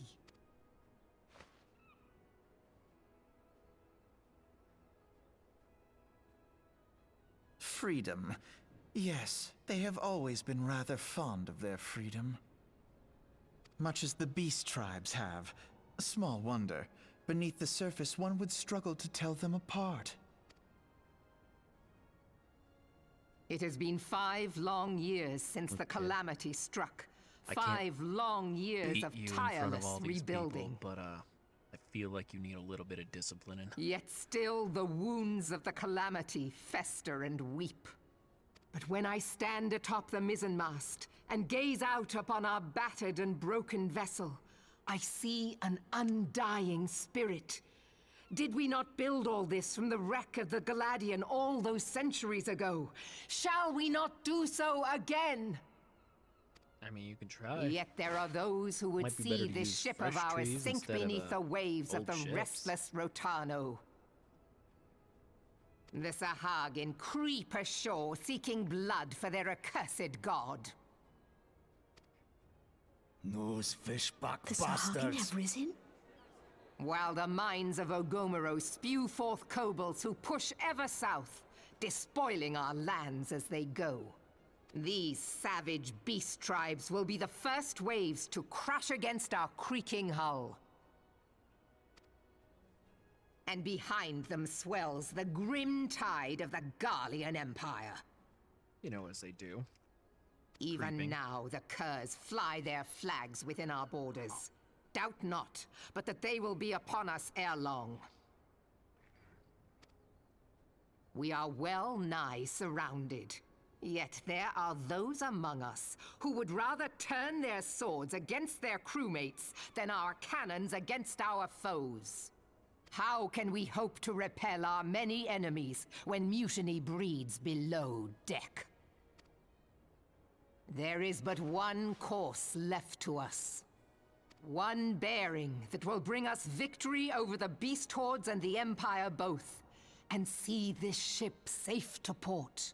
Is it a scorched earth protocol? 'Cause I'm all about that. We must mend the rift the Calamity has reopened twixt pirate and maelstrom, and stand fast with our adventurer brothers against the coming tempest. Mark ye well, a crew without unity is no crew at all. 'Tis but a mass of drowned men. To me, then, brothers and sisters of the sea, gather beneath the undying crimson standard, and pledge me your strength, your skill, your wisdom. And with the guidance of the navigator, this great vessel of ours shall ride the waves, till sea swallows all! Long live the Admiral! Gather the lads! Oh, where's me cutlass? I'll follow ye to the seven hells, Admiral! And then they immediately all bugger off. If you'll permit me, Alfie, no. How's it going, Alfie? And my sister, Alize, at your service. I saw at a glance that you were a fellow traveler.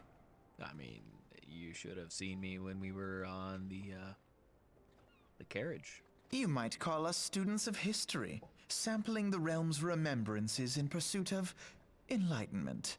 I mean, you're more talkative now than you were on the carriage, but okay.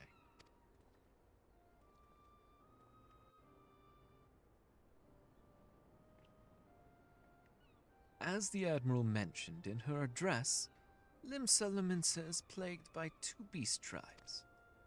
The first are the fish-like Sahagin, worshippers of the primeval Leviathan. The second are the kobolds, who dwell beneath the earth and take the primal Titan for their god.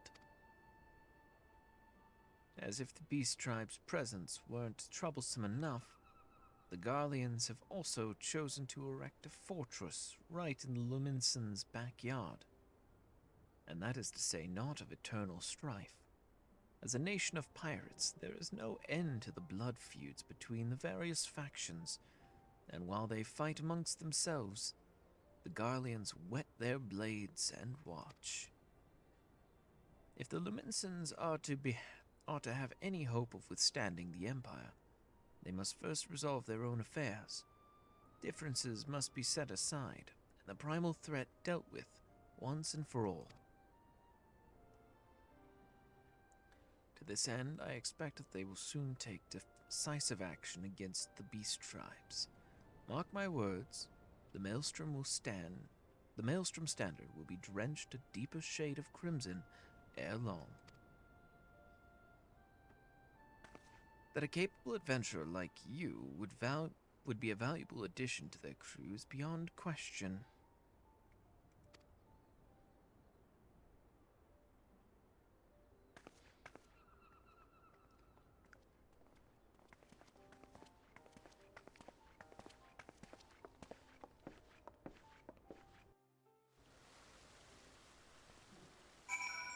You can definitely tell their parents like to dress them up the same.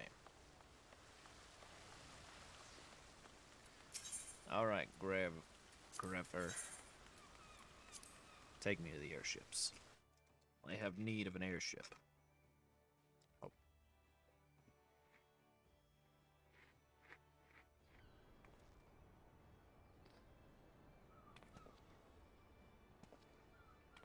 It's an axolotl.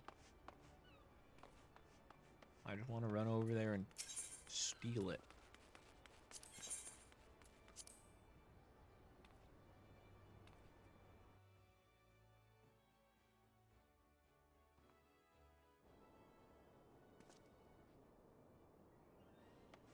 Axolotls are adorable.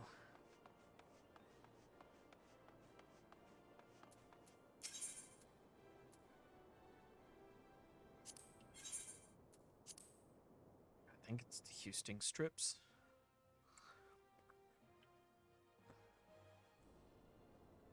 Yeah.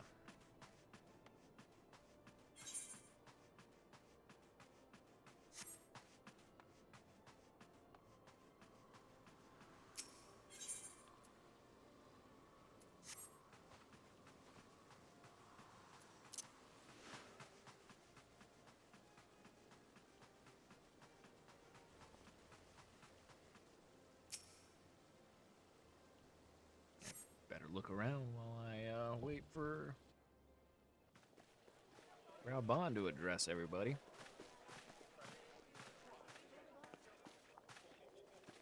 Behold, 'tis the Sultana Nanimo herself! And Roban as well.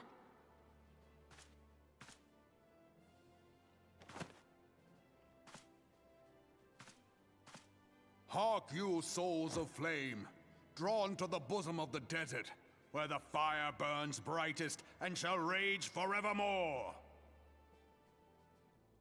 Hurrah! Rauban! Where since antiquity, under the sage and judicious rule of the Ul dynasty, we have wrought sand into gold, where by the grace and glory of Nalthal have our brave sons and daughters flourished and prospered. I speak of Ul'dah! There, Careful there, Selneko, at the you- Flame General's back flies the Grand Company's standard. Alfie, when did you get there? Note the sigil. The golden scales of order balance the jewel of prosperity with the flame of might. Great and many are the gifts our nation has given the realm. You need to stop sneaking up on me. In Eorzea's darkest hour, on the killing fields of Cartano, none spent more in blood and gold than we. Thus was the 7th Imperial Legion laid low. So that's how it happened. How soon history forgets. Yet many left our gates, never to return. Let us pray for our absent brothers and sisters, that they might know happiness in the great beyond, as Thal's honored guests. If the fates were fair, the price we paid that day would have bought us victory. Alas, they are not. And now, but 5 years into this 7th Umbral era, the spirit of sacrifice which granted us our strength is all but dead. Look around you. What do you see? A people divided, downtrodden, and enthralled. Where are the merciful alms of the rich? Where is the just steel of the righteous? Probably not here. I ask you, is this the great nation our brothers and sisters gave their lives to save? I mean, they gave their lives You, for sure, who but, call this living, dishonor the name of the immortal flames. It is but a slow death. yeah, that's what living is. It's slow Our down. enemies surround us. The Inescapable. savage hordes of the Amalja wait beside our Unstoppable. roads, strangling the lifelines of trade. Meanwhile, the Garleans make Look, mock I of our don't borders with the and Amalja despoil that our are land doing of its that. natural We know wealth. why they're doing it now. We stand on a precipice, yet we do not act. Whether trader or soldier, monetarist or royalist, all must recognize that a divided Ul'dah stands to fall.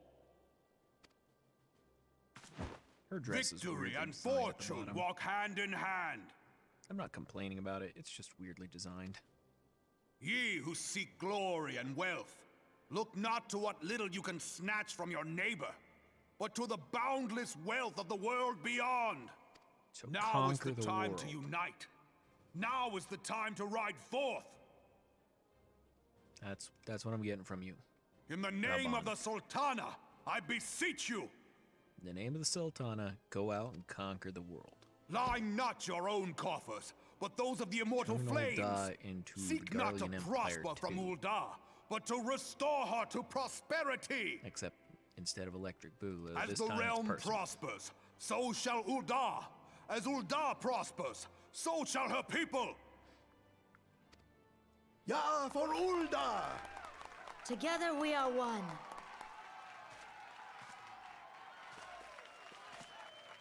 Your grace. Raban? Nanamo.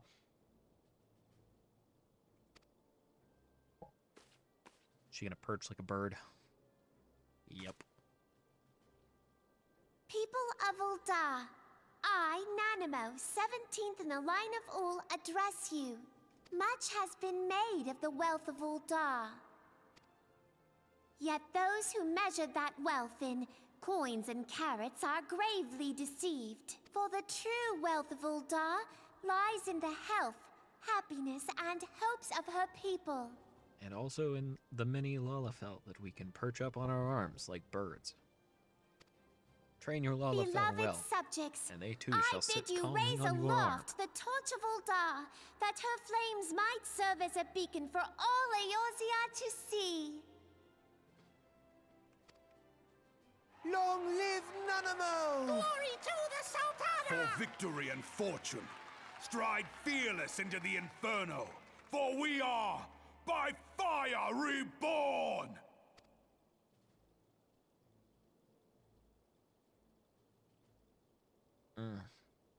I absolutely forgot. Forsooth! The time is now! Fancy meeting you again. Yeah, Alfie, you following me? I'm fine having a stalker, but you two are too young to be stalkers for me. The Uldans have a long history of conflict with the Amalja, the beast tribe that worship the primal Ifrit. Judging by your look of distaste, I take it you have encountered them. The Uldans do not shy from confrontation. If aught threatens their precious prosperity, they will seek to crush it. So have they dealt with Ifrit thus far, smothering his flames each time he is stoked to life. Yet he is but one of several problems.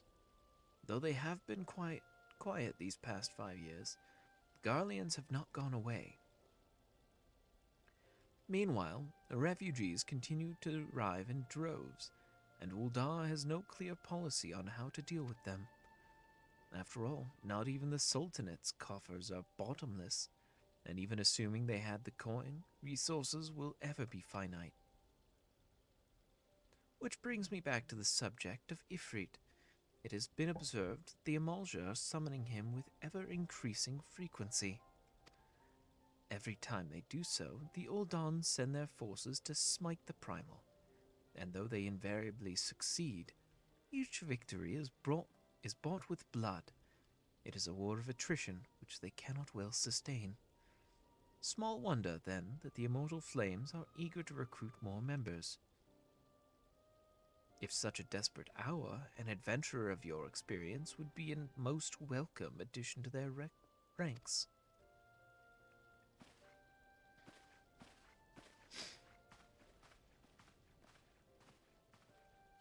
And Alice is so moody.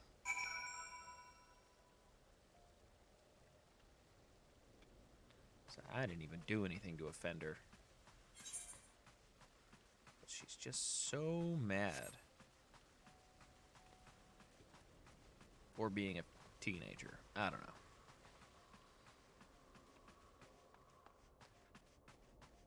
Basically the same thing to me at this point.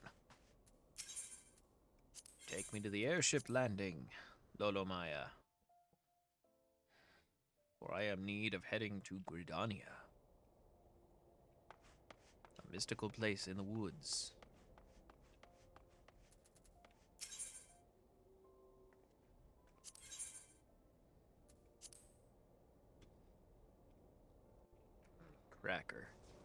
Ow.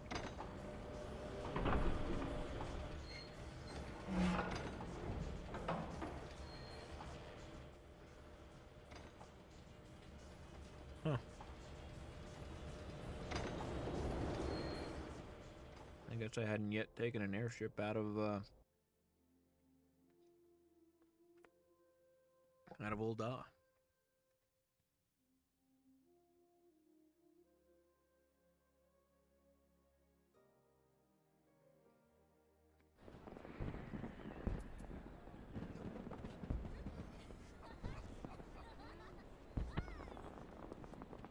There's a staircase.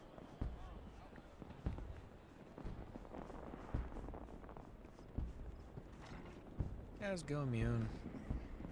I've got important business to get up to. Probably a young elf boy to continue trying to stalk me to tell me things. Something about flags that I'm just not paying attention to. Wouldn't be the first time. Probably won't even be the last. He's probably gonna keep trying to tell me things in that way that makes me wanna tell him to stop it, and then put him into timeout.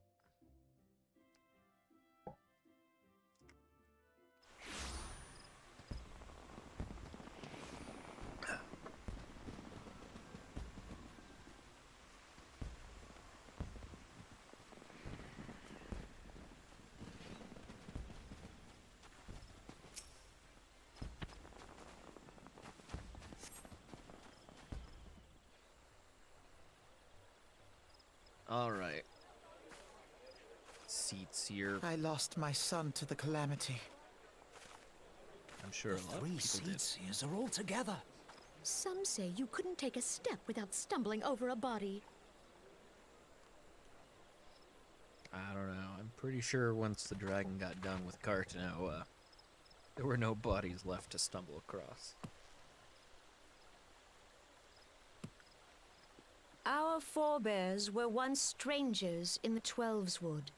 Fearful of the Green Wrath, they hid themselves in the dark recesses of the earth. Yet they dreamed of basking in the dappled sunlight of the forest. Through great effort, they proved their worth to the elementals, and were granted a place beneath the boughs. So it was that Gridania was born, some 5 centuries ago. Oh, so it's even younger.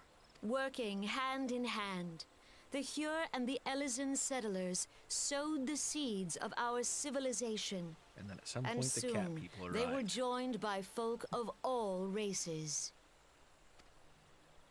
So nourished by the waters of unity, and blessed by the light of the matron, Gridania flourished I into the swear. great nation I it is swear. today. We're gonna need to stop meeting up like this. Do you see the Gridanian standard? There, Why are you telling hanging me behind about the elder flags? Seedseer.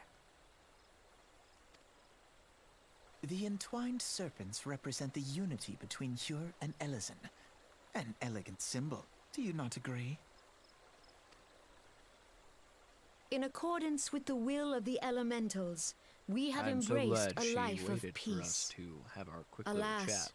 our continuing. neighbors have not always sought the same for themselves, nor for us. Though we Gridanians have no love for war, we have still less for those who would threaten our way of life. Kane-sama. Ever have we I've got a fought to pokey stick for protect the one thing and sanctity one of the thing only. Twelveswood. Pokin'. When the Garlean Empire brought its war of conquest to creepy eyes, Eorzea, kid. we rallied under the noble standard of the Twin Adder that we might push back the encroaching darkness. And it was we who prepared the ground for the reformation of the Maybe that might be Eorzean just a Alliance, requirement to be a that all the seed-seer. peoples of this And realm very might dead, stand soulless united eyes. against the common threat.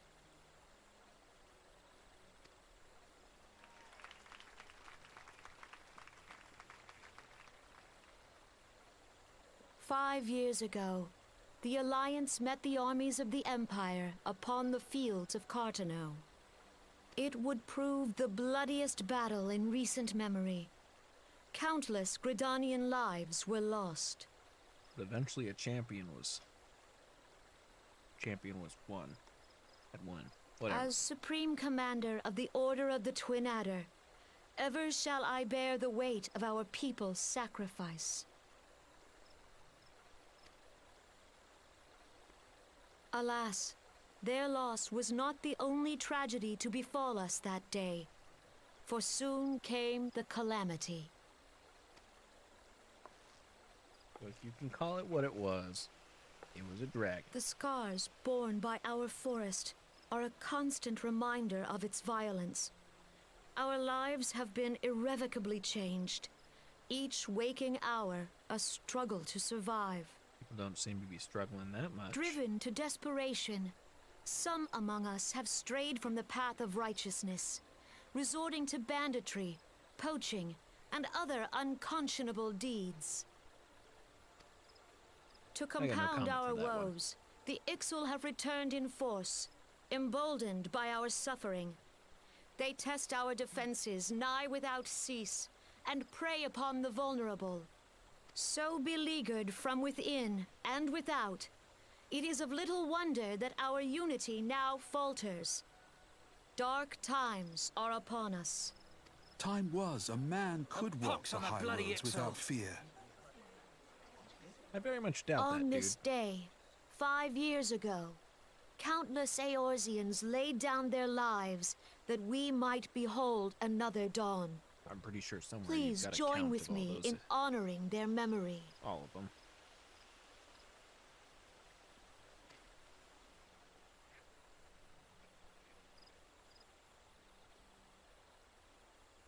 And how do you propose to honor the memory of those you cannot remember, pray tell?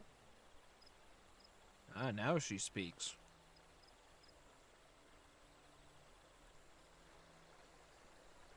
But she's got a point. The destruction wrought by the calamity was I forgot indiscriminate. people couldn't remember It them, dealt death to Eorzean and Garlean alike. despite everybody Yet mentioning while it we have constantly, labored and to it rebuild just our slipped my homes, mind. to rebuild our lives, the Empire has set about raising steel fortresses here in the Twelveswood. Let none be mistaken. The Garleans remain the greatest threat to our survival. If we are to stand against them, we must remember what it is to be united. Our many troubles blind us to the woes of our fellow man. Thence is harmony lost. Yet harmony is the founding principle of Gridania. We are gathered here to honor the fallen. Let them be honored not only in word and thought, but through concerted action. I bid you, join hands with me once more beneath the Twin Adder standard. Hope you're not planning on singing And Kumbaya. together, let us heal the forest's wounds, that our progeny might live in harmony beneath these ancient boughs. For serenity, purity, and sanctity. We must think of the children! Woods will be done. It's up to us to protect the For forest. the elementals!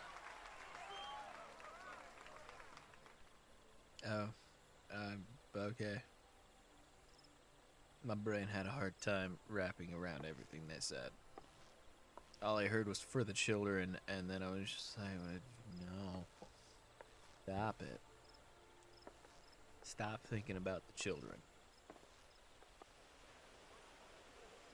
They can protect themselves. Everybody knows children are born masters of martial arts of some variation or another. And then over the years, they lose the ability to do it and have to relearn it. Fancy meeting you again. Alfie, I think you've got a problem. You need to address this problem, acknowledge it, and we can work on getting you help.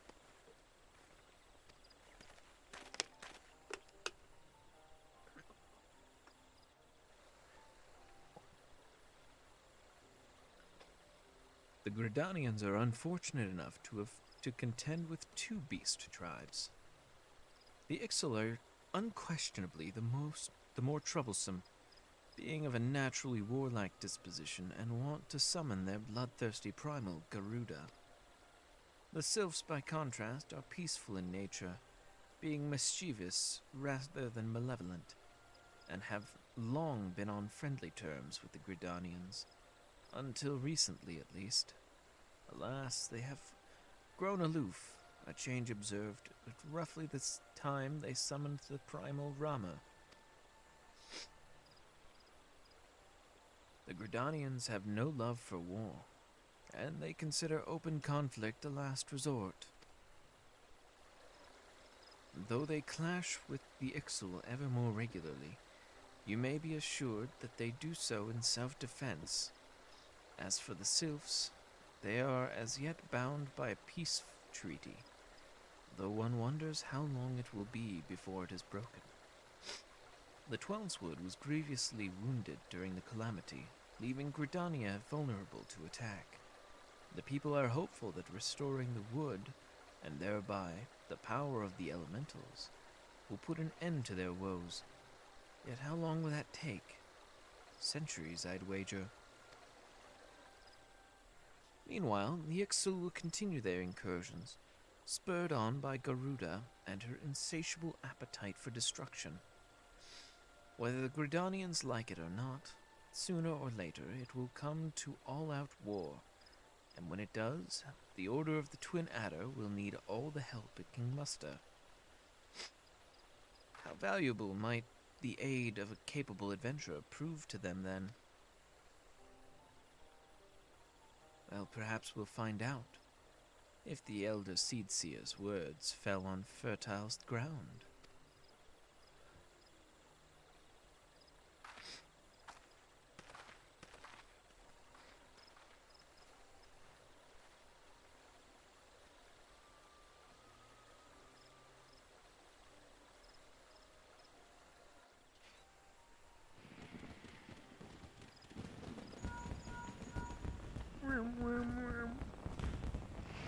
Salneko, this is Minfilia. You are well, I hope. Would I be correct in thinking that the final remembrance service has now concluded? A moment ago, you say? What a coincidence.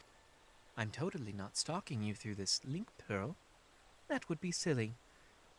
Jesting aside, I trust you remember our guest from the Grand Companies.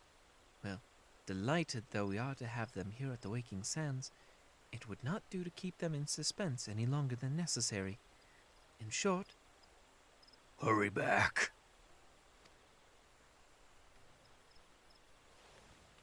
She wants me to hurry back. I could just take my time. I could do it. I could do it so easily. But I won't. I want to get this over with.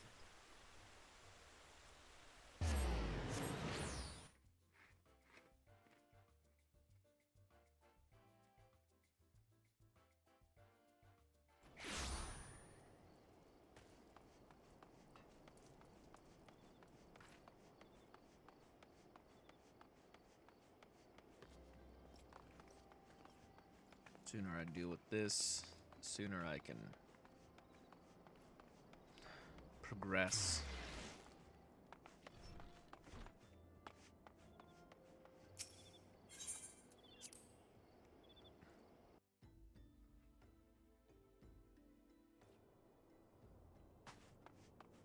Man, oh man, am I already tired of the Realm Reborn.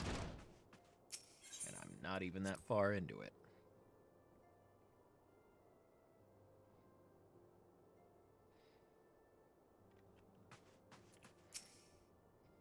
Welcome back, Salneko. Were the Grand Company's leaders' words as illuminating as you had hoped? Aye, each nation is beset with problems. I trust you see now why your services are in such high demand. Would that there were more of you, Salneko. But you must be tired from your journey. Why don't you rest a while and take a moment to reflect on your decision? Once your mind is made up, pray give the Grand Company officers your answer.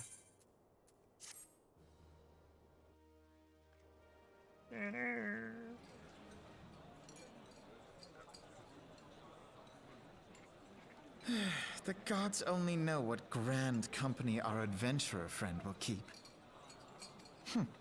The wheels of change are in motion regardless.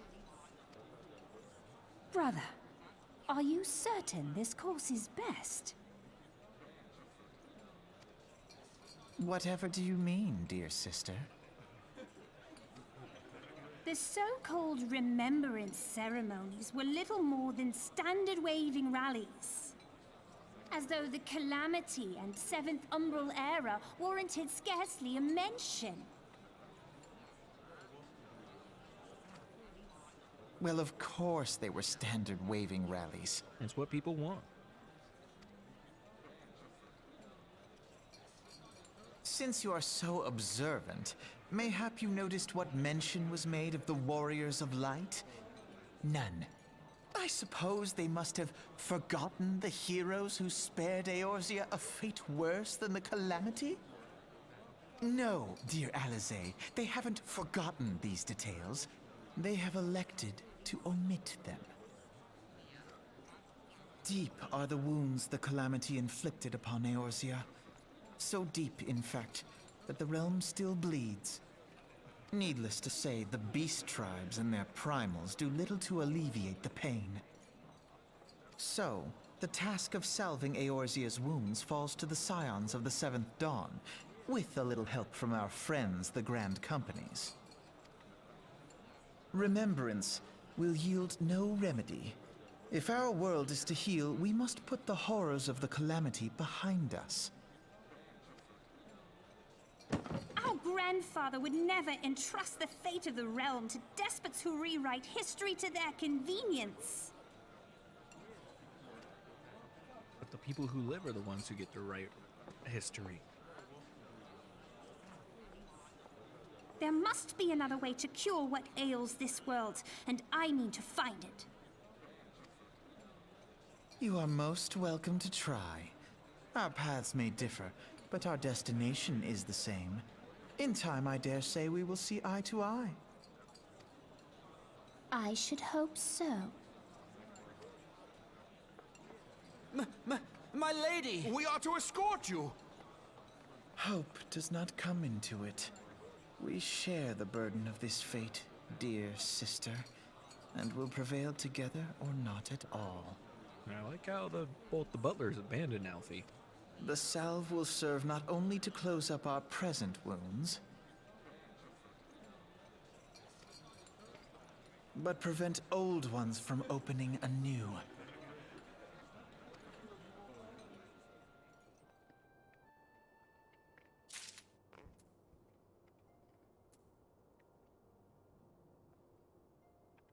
Okay, we're just gonna go with the Serpent Officer.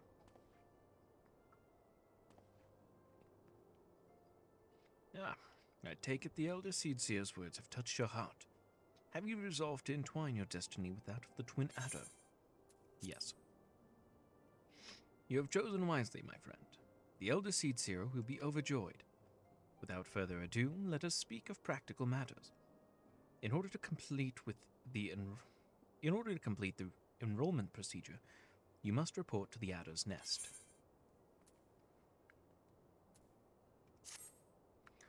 I dare say you know it well from your wanderings in New Gridania. Give your name to the personnel officer there, and he will guide you through the formalities. I have no doubt, but your deeds will bring great honor to our order. When next we meet in Gridania, I shall be proud to call you brother.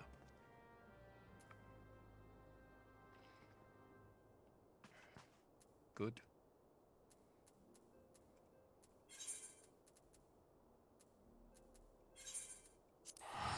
Hopefully will keep being proud to call me brother when I do reprehensible things. Like jaywalking.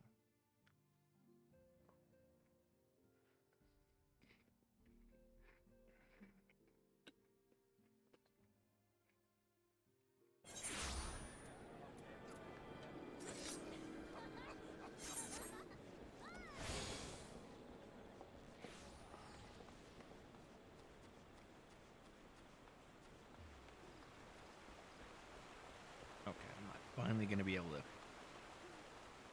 get my chocobo whistle.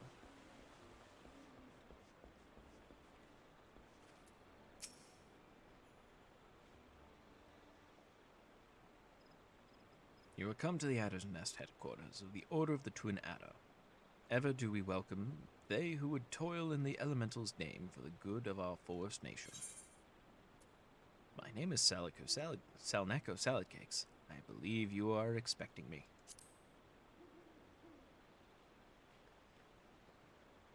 Ah, the great adventurer himself. Yes, our recruitment officer sent word that you were on your way. It is a pleasure and an honor both to welcome you to our ranks, friend. Now, let me gather together the relevant documentation. Sir!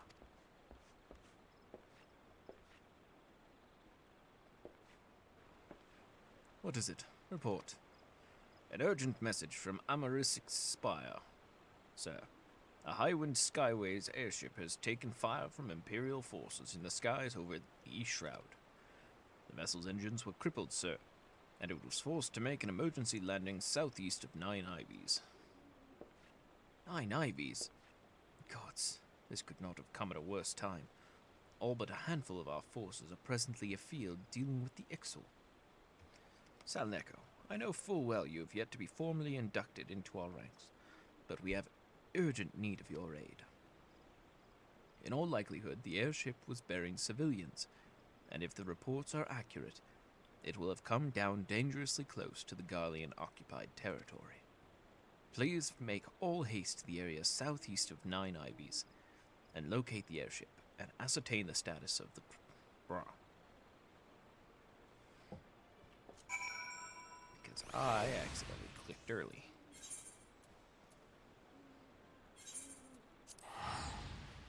And away I go!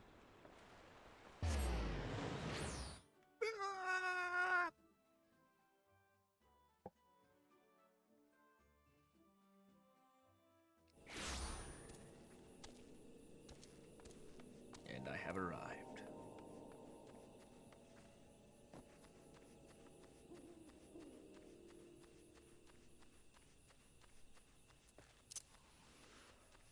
Man, at some point I'll level up.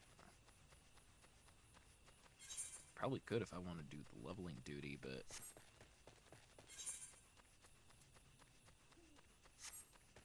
don't want to deal with that right now.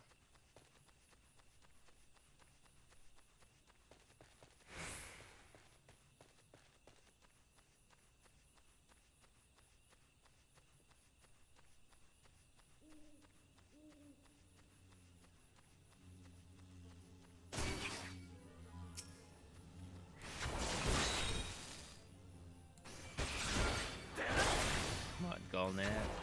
Why would you try and fight me?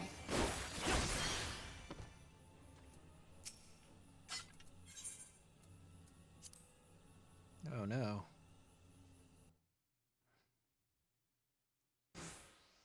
I am to fight something.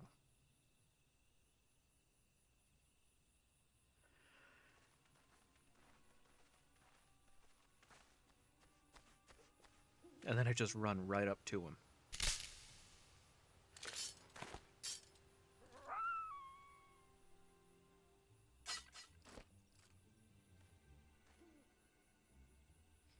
They don't see my spear sticking out of the bushes.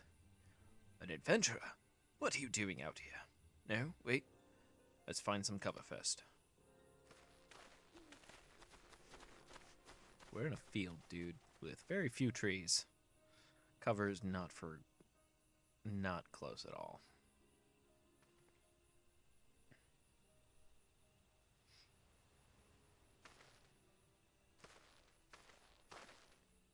The Adder's Nest sent you.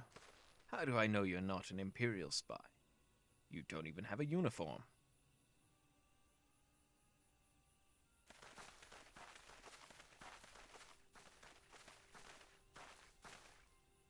Peace, friend. We mean you no harm. You are an engineer of Garland Ironworks, are you not?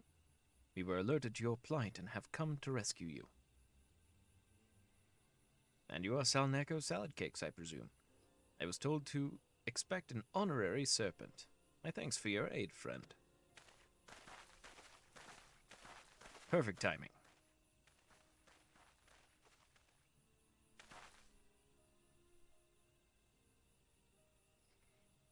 Okay, so here's the plan. I rush in there. set fire to their entire base. And then we slaughter them all. In that order. Fire, then slaughter. I've never seen a craft of this design. It must be Garland's work. Is there no end to the man's treachery?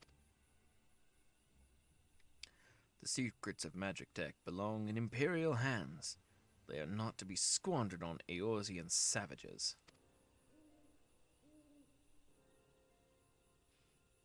We are taking this craft back to the fortress. Dismantle it if you must, and bring the engineer. Someone must pay for Garland's crimes. Imperial scouts from the Castrum Orions. They mean to requisition the ship. Wedge, you have to help him. That fool of a Lalafell was hiding inside the tiny Bronco. The tiny Bronco? But isn't that the Ironworks' latest creation? It's the first airship we've built since the Calamity. The first since Master Garland, well, since he went missing. After years of work, she was finally ready for her first test flight. And she was soaring. She really was. Till those bastards blasted her out of the sky. Attend me, all. The Ironworks' latest creation must not fall into Garlean hands. We shall strike them swift and sure, and rescue Engineer Wedge. Selneko, I trust we can rely on your support. I can stab things. May the matron watch over us. With me!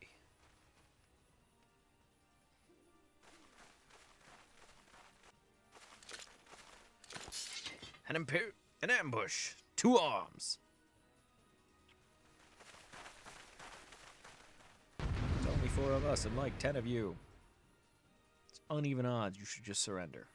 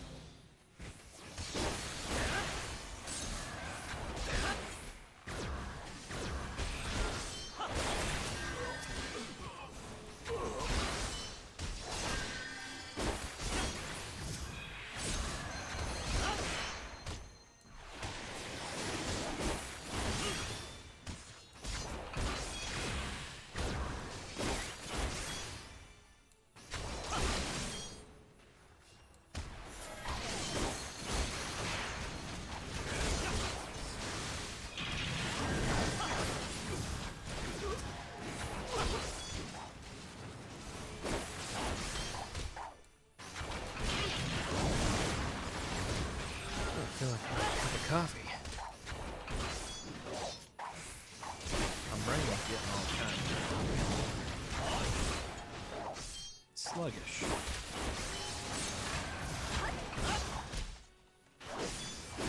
Once this fight is over, I'm gonna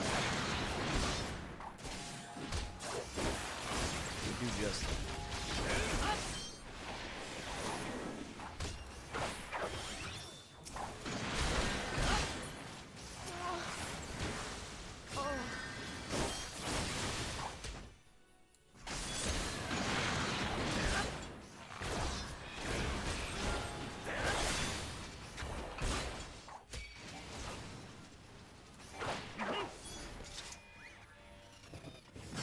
Yeah. Duty complete. Biggs.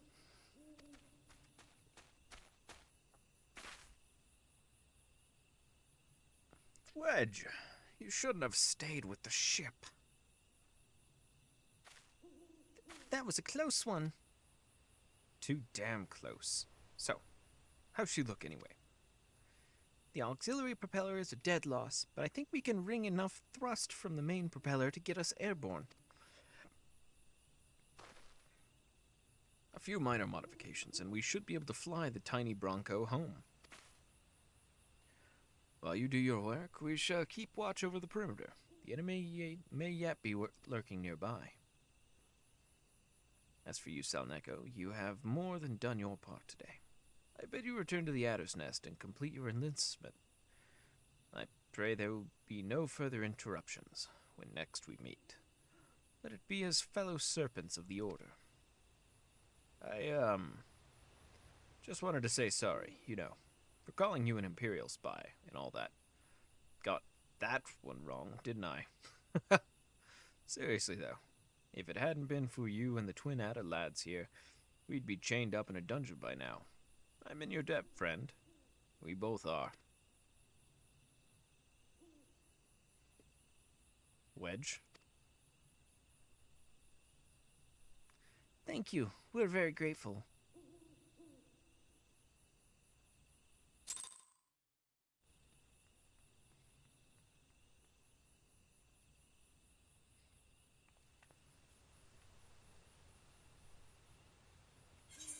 Alright, we're gonna travel back to Gridania. And while that's happening, I'm gonna make a quick run. Oops, accidentally muted myself early. Gonna grab some coffee real fast. I will be right back.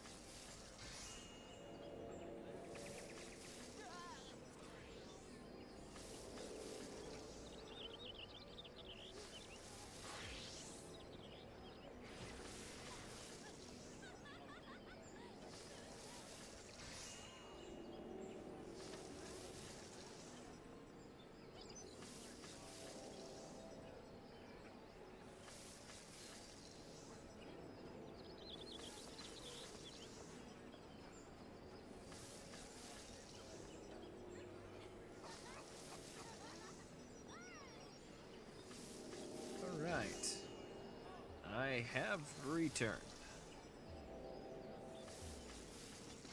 Surprisingly. Maybe not. I don't know if that's surprising.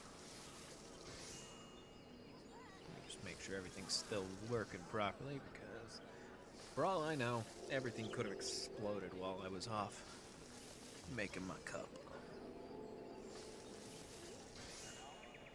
'Cause that wouldn't be surprising to me at all.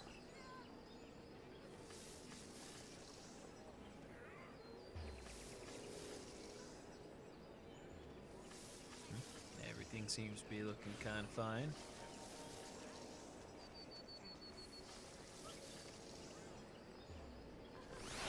Okay.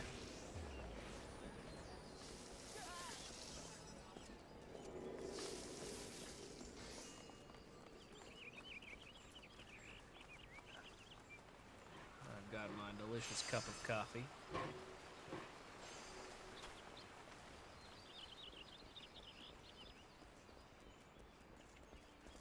And despite what the clock up the top there says, it's not going to affect my sleep in the slightest. It'll keep me just good enough, just topped off enough that once I finally decide to crawl into bed, I'll be out like a light. Salneko, it does my spirit well to see you returned. Word arrived but moments ago from the team at Nine Ivies. Lest you worry, the 2 engineers are safely on their way. The lieutenant informs me that you were instrumental in the mission's success. Had you not found Engineer Biggs when you did and helped us to root the Garleans, things might have been very different. And all this before you were even inducted into the Order. You are well on your way to carving out a fine career for yourself beneath the Twin Adder standard. But without further ado, let us see you to your induction. 12 willing, there won't be any further interruptions. Hooray, I get yellow paint.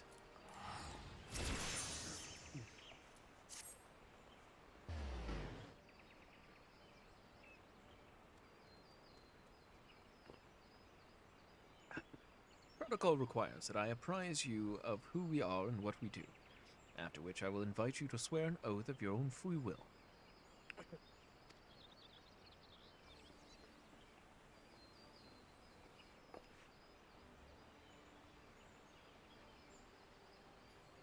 I swear for a brief moment there I thought they were going to start dancing and singing. The Order of the Twin Adder is the Grand Company of Gridania. It brings together the martial, economic, and technological resources of our nation, that we might stand strong in times of direst adversity, when our very survival hangs in the balance.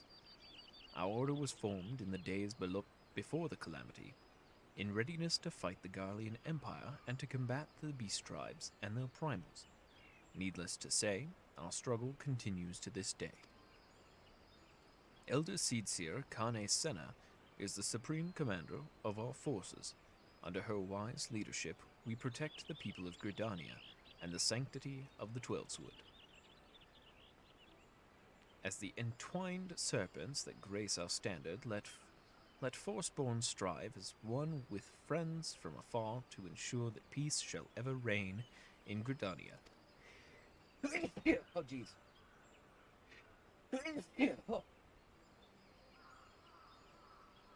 Sneezes snuck up on me.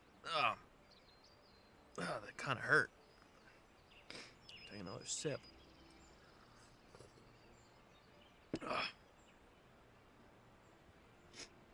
In doing so, we honor the will of the elementals, and theirs is the will of the wood. Now then, Salneko Salad Cakes, I ask that you give unto us your oath of allegiance, in whatever fashion you see fit. Now, let's see. Woods will be done. I shall strike our enemies and drink their blood. My life for the Elder Seedseer. Strike down our enemies and drink their blood. That's what I do. I stab things. Quite. Your fervor is duly noted. May it lend your strength as you strive to preserve all that is good in this great nation. By the power vested in me, I assign you the rank of Serpent Private 3rd Class. You are now a man of the Order of the Twin Adder.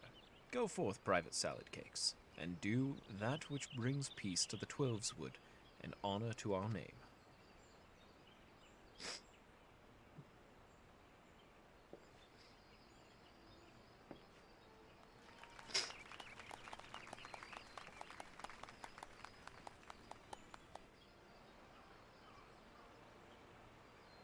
I want to believe that guy in the back in the green armor was just kind of walking by and saw everybody start clapping, so he was like, oh, better start clapping. I don't know what's going on, but, you know.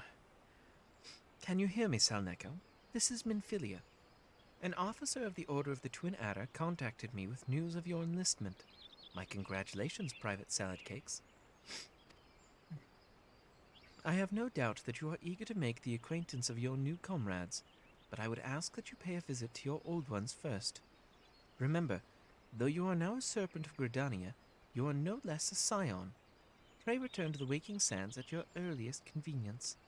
There are some friends here whom I would very much like you to meet. We shall be waiting. The distant call of a friend in need, perhaps? As you are needed elsewhere, I shall not keep you any longer. I would, however, suggest speaking with High Serpent Commander Vosai Helu before you depart.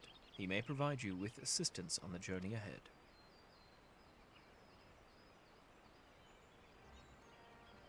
Quest accepted. You may now accept the quest, my little... Oh, fantastic. This quest must be completed in order to proceed to the end of the main scenario. Oh man, I wonder why.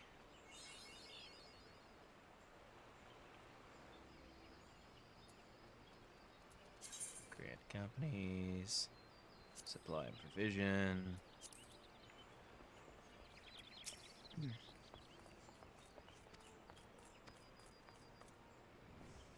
There it is. Give me the chocobo, dude. Ah, Private Salad Cakes. I understand you have been working tirelessly in Gridania's name. You are truly an example to your fellow servants. But tell me, have you ever felt as though you couldn't get to your destination quickly enough? Many times. That perhaps you could do with a swifter pair of legs? Yes. If so, you might consider getting a personal chocobo. You have yet to be issued your own bird, am I correct? Given your considerable talents, you should be able to obtain one in no time at all. Let me tell you how to go about it. First, you must obtain a servant chocobo issuance by exchanging company seals with the quartermaster. Once you have this deed, present it to our man, Singer, and he will furnish you with a suitable bird.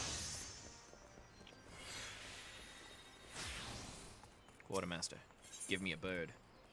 Give me a bird.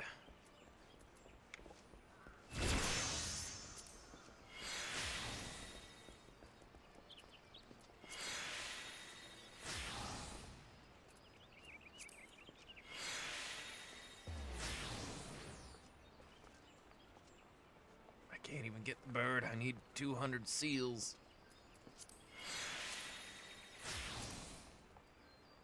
Okay. Very well.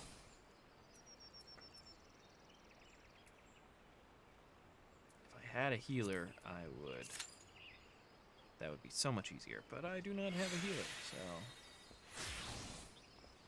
Oh, maybe. We got anything I can...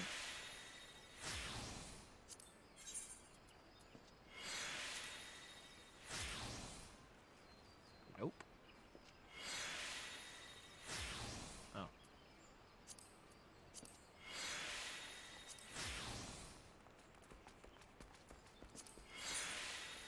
Couldn't even do it if I wanted to.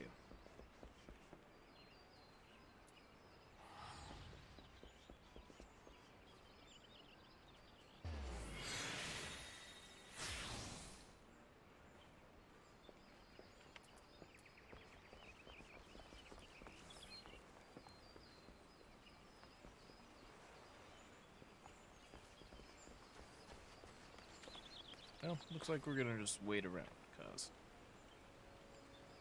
I don't got much else to do.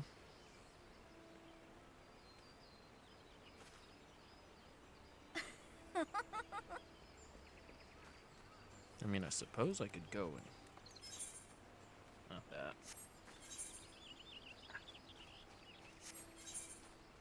Let's see.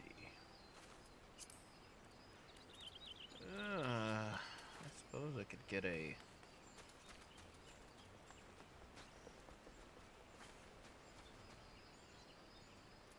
Suppose I could get a conjurer. Start it up, but I kind of just wanted the healer I take on to be the astrologian. So I like the astrologian. It's a pretty nice class. Sage, archer, machine.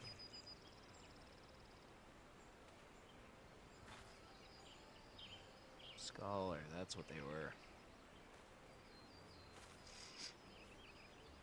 And if only I could play the real good class, the blue mage. I used the blue mage with the other character, I remember that much. Up to level 50. And they are definitely a fun class to play, that's for sure. But I don't know. It just really sucks that for some reason,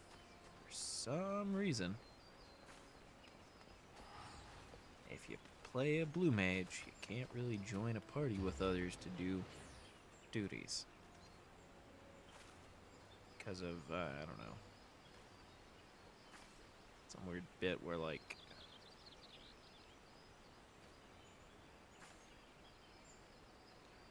I guess it's just the risk of having a blue mage that doesn't have any spells that are worthwhile or something. I mean, I get that. Not having guaranteed spells, that's pretty rough. But, oh man, are their spells actually kind of like fun?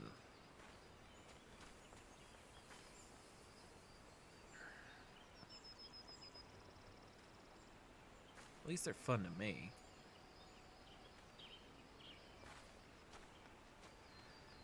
But, you know, what do I know?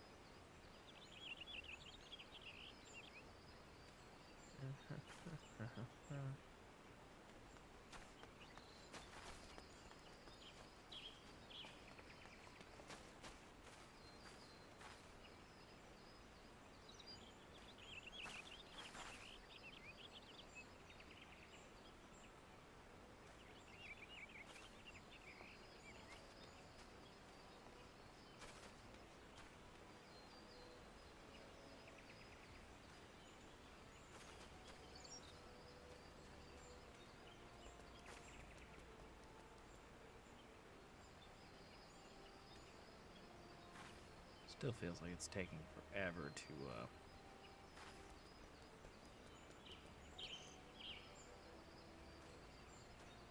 find a party for this, but what can I do? Whole lot of nothing. Can't really stop it.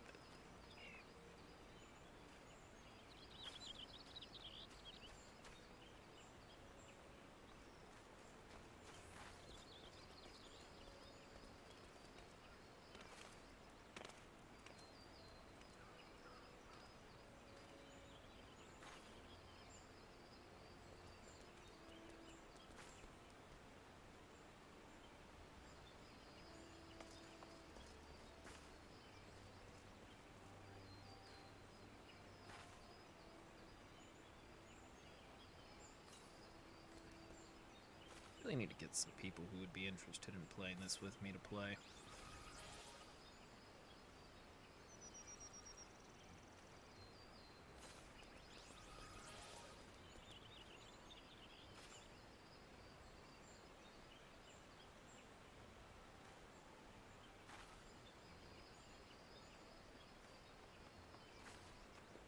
I am sure that would be fantastic.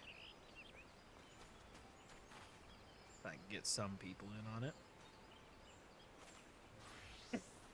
That way then I wouldn't just be sitting here speaking to myself, running out of things to say, because I can ramble. And then I get self-conscious about rambling, and then I stop rambling, because of course I'm paying attention to the fact that I'm rambling. And I'll ramble into a circle like what I'm doing now.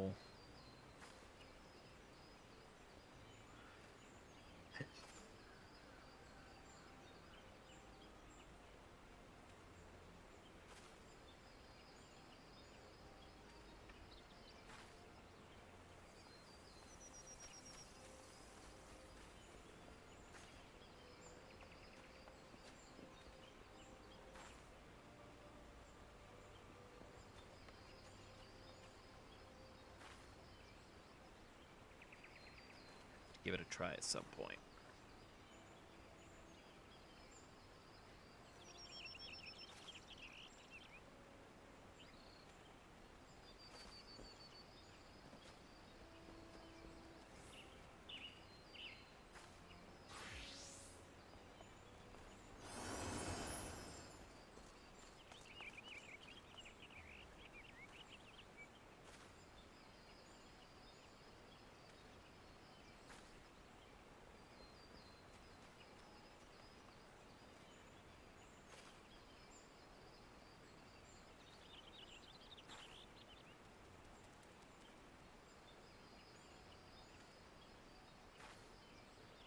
And it really is taking a while to find a party for this. It's only 2 dungeons that I've got available. Oh, sorry, it's 3 dungeons.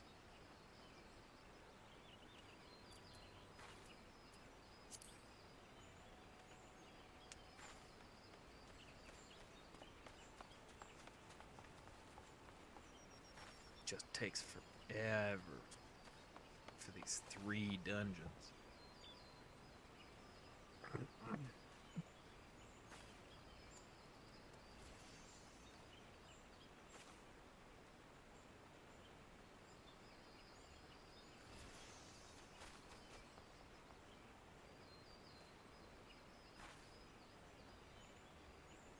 Well, at least I got coffee.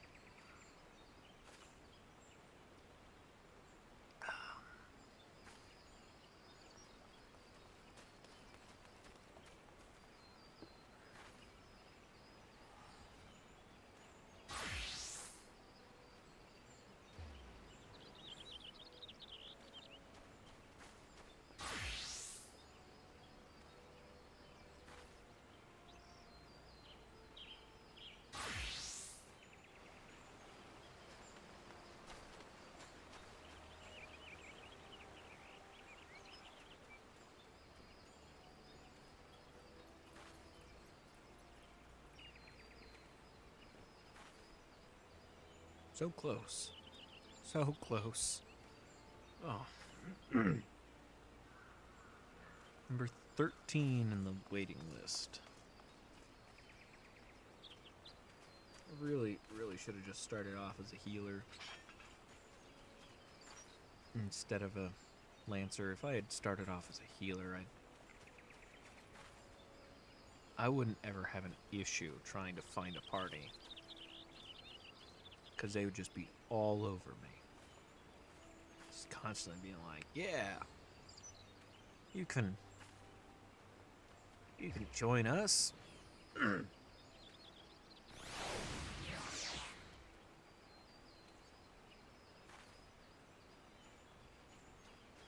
it's too late to do that now. I don't want to spend a day grinding up a class for that right now.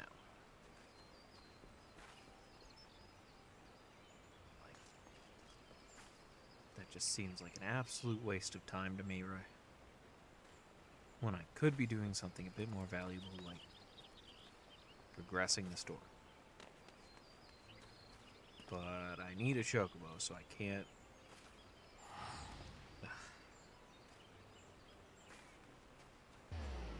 Oh, the trouble of DPS.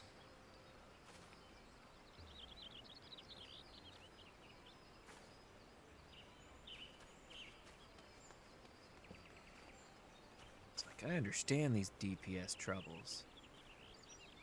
They're frustrating, that's for sure. Man.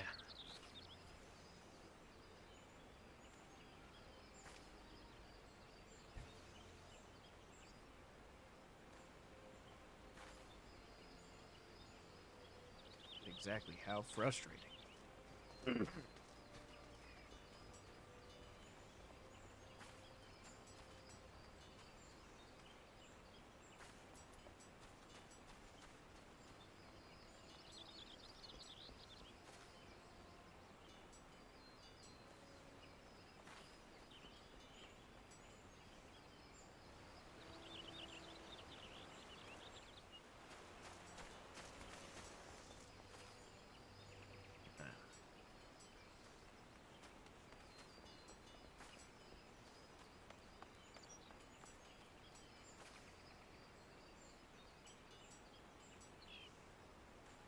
At this rate, I'm just going to pick up Conjurer, and while waiting for the Duty Finder, I'm just going to level it up. Because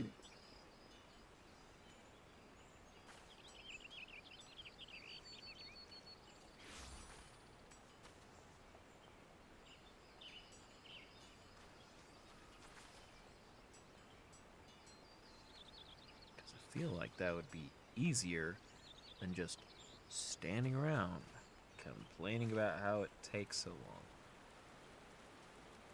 I just need something to take my mind off of it all. But I can't very well just wander off onto the internet or YouTube or something to try and, like, distract myself, because then I might miss the prompt when it comes up.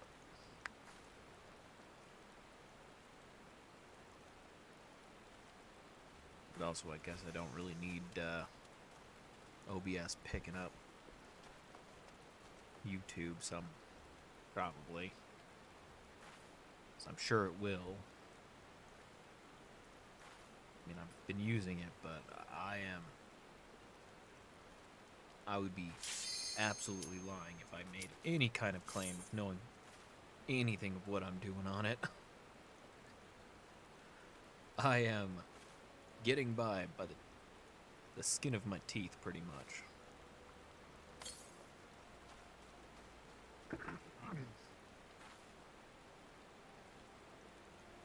Like,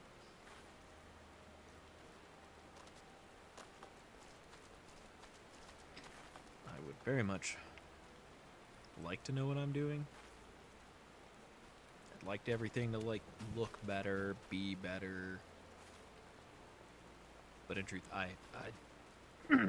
wouldn't even know where to begin. Damn it. See, that would have been me if I had wandered off. I'd have been that person making everybody wait, and then, you know, letting the timer run out.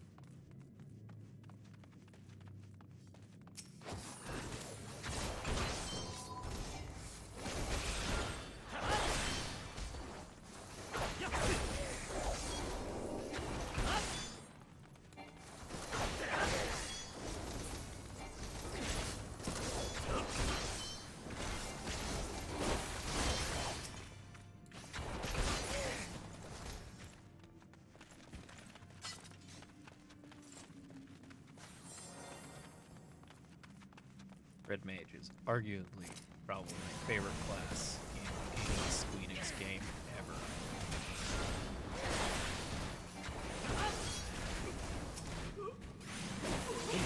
Explain why, I just really like them.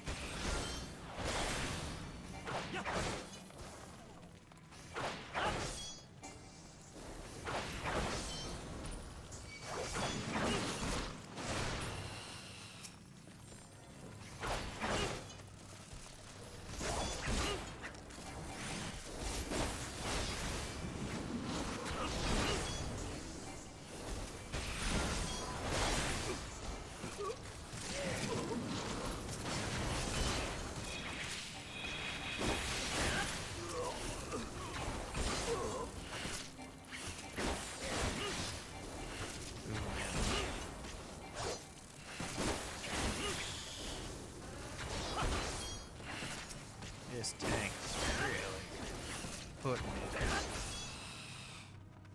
Whew. I've never tanked, but man, that tank was putting in a lot of like effort.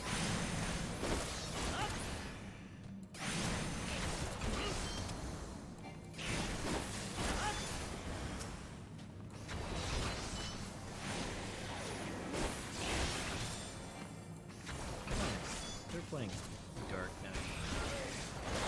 Maybe it's just different, but I feel like being surrounded by that many enemies is a little bit more detrimental. Yeah, I don't know.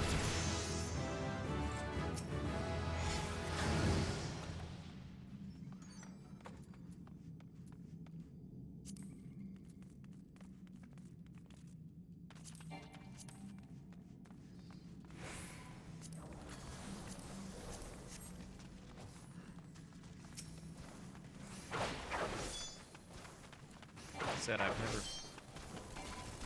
never actually done tanks,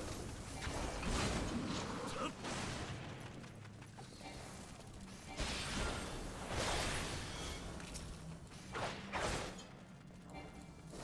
Only kind of assume how I would react with it all, but.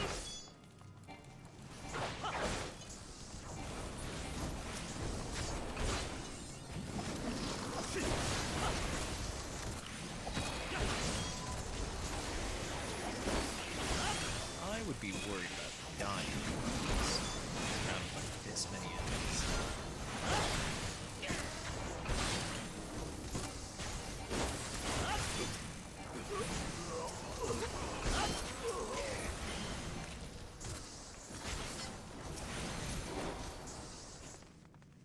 Didn't even see that guy back there.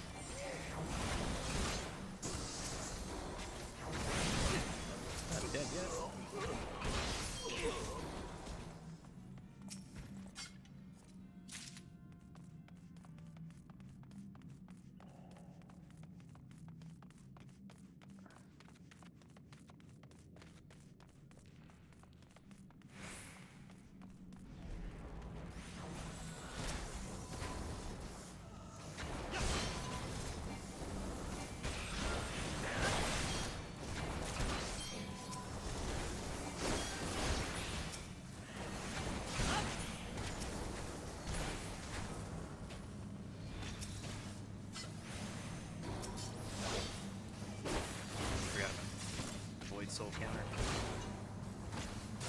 Not sure how I forgot, but I did.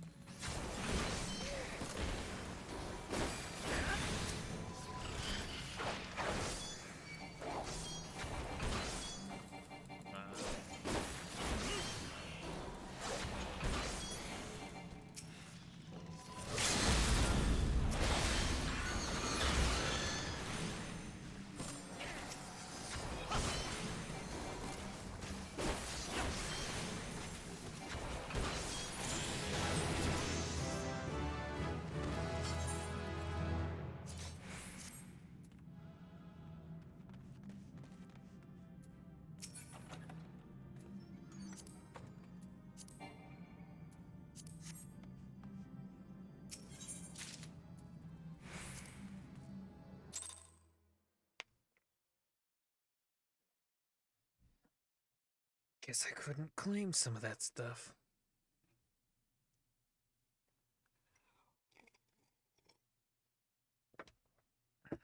Or at least roll agreed on it.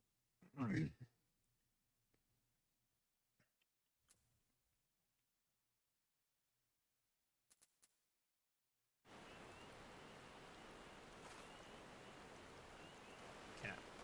Now I should be able to do it.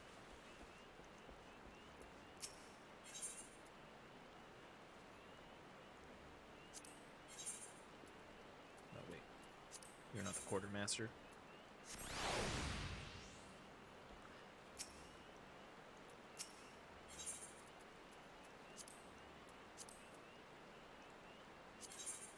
Gimme.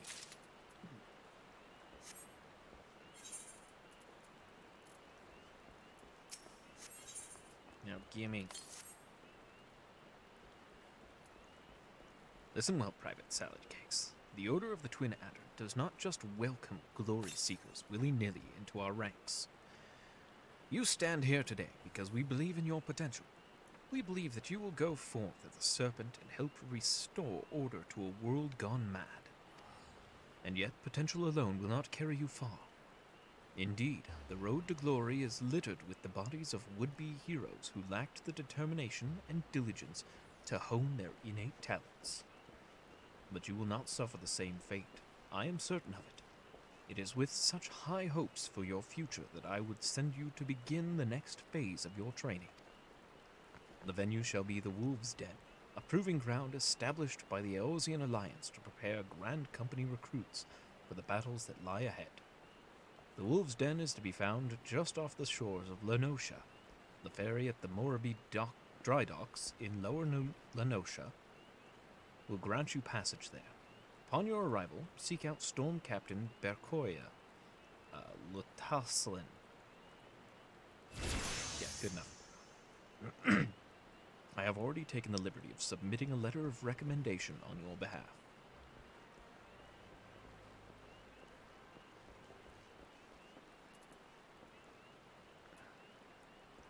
Oh, shit.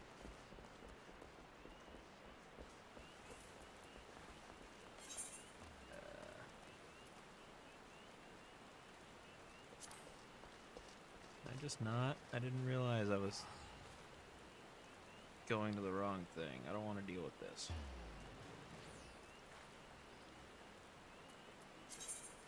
Yeah. I don't need that. Where the hell is Singer? All the way over there.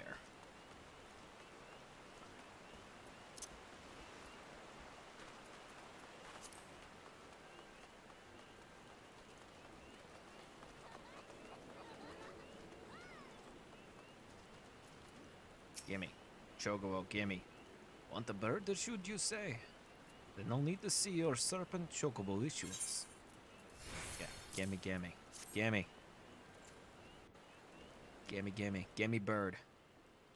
Gimme board. I desire board. Yes, everything appears to be in order. A moment, please. I'll be back with your chocobo. Yes, yes. Give me barb. Good. And here he is. The fellow has been high spirits the past few bells. He must have sensed that his master was coming. Now then, to make it official, you'll want to give your noble steed a name.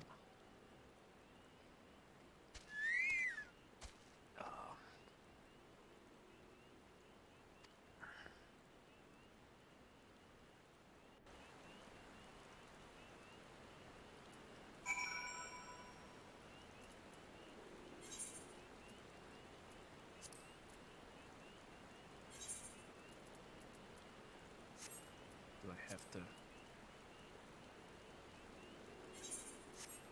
Do I have to talk to you? Yeah. How do I name my board?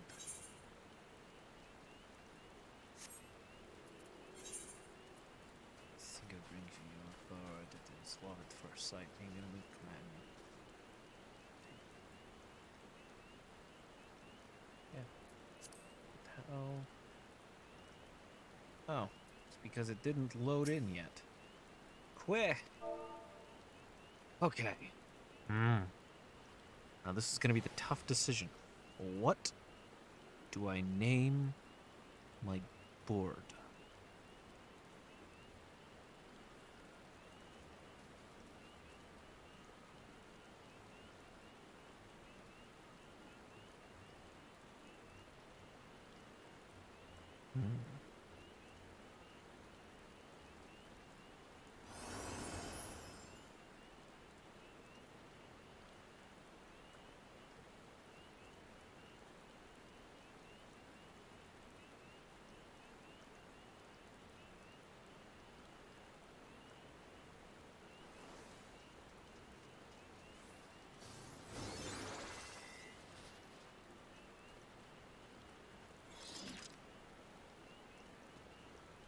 Can't use spaces.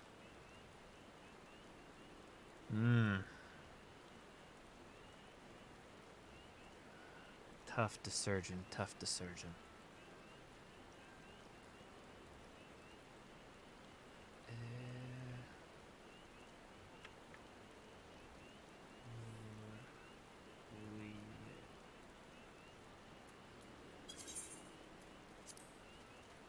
Quit. And then it runs away. I dare say it likes his name. Here is your very own chocobos. Simply blow into it and your feathered friend will come bounding to your side. But do forgive him if he doesn't respond when summoned in crowded city areas or monster-infested lairs. Chocobos are stout-hearted creatures, but they have their limits. Lastly, I present you with your Chocobo Rider's license, as is required by law. And that concludes all the formalities. I wish you and your Chocobo long years of fulfilling companionship.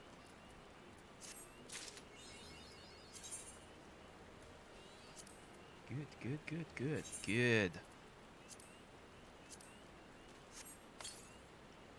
Fantastic.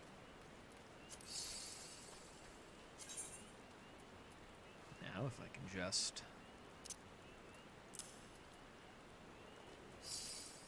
some Gissel greens.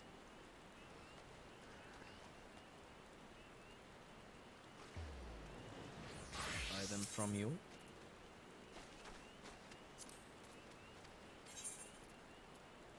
Oh. Well. I'm gonna go this way, and I'm gonna stop by the market boards. Pick up some Gissel greens.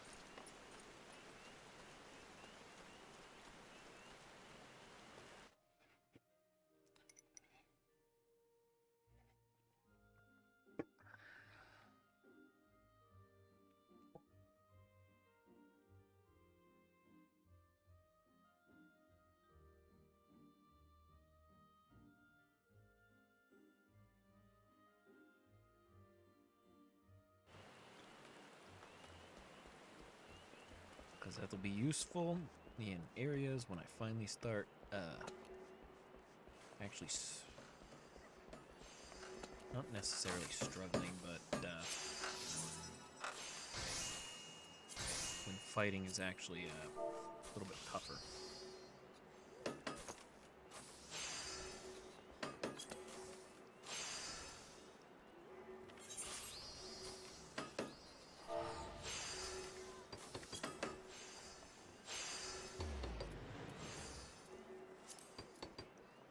I don't know how they're spelled.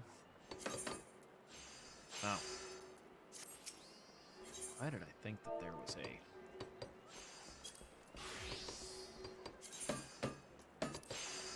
That's because they're H further on.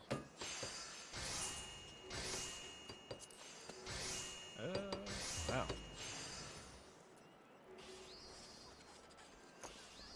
Well, gotta get it from Shrek All-Star here. There we go. 99 greens. So that when I need help from my friend, he shall come to me.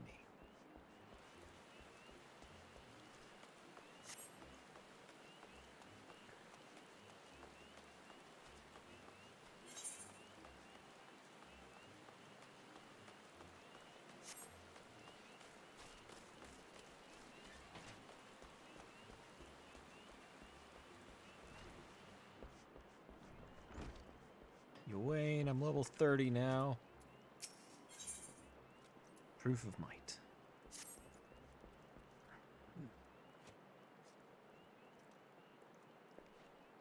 Ah, Salneco. Never a sight for sore eyes. By your return, I take it you are ready for the final trial. Very well, let us... Guildmaster Yuane. You are wounded. What has happened? We were attacked, sir, by a dusk-white lancer as we trained in the forest. He was impossibly strong. A demon. He kept screaming something about teaching us true courage. No, not him. Not Folks. We were in the northwest corner of the central shroud when it happened. I was able to get away, but the others... You must help the others. Be strong, man. I am sorry, Salneco. The trial must wait. Pray make haste to the central shroud and help your comrades. And Salneco, should Folks force your hand, do what must be done. 12 speed you on your way.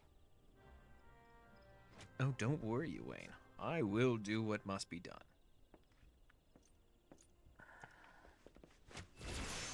Because what must be done will be done. And when it is done, that means it will have been done. And that I will have done it. Coffee.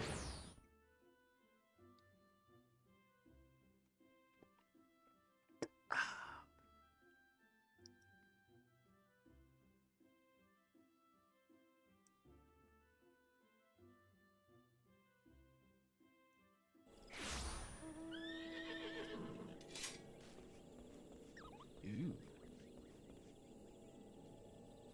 The hell is that? I don't know what that was, but it was pretty looking. Oh, I don't even have to walk anymore. I can use my chocobo. Hooray! Now if only I could fly.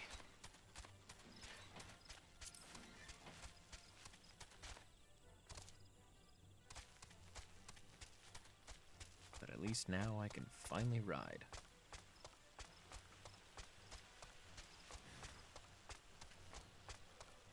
Feels like it took me so long to be able to get to this point.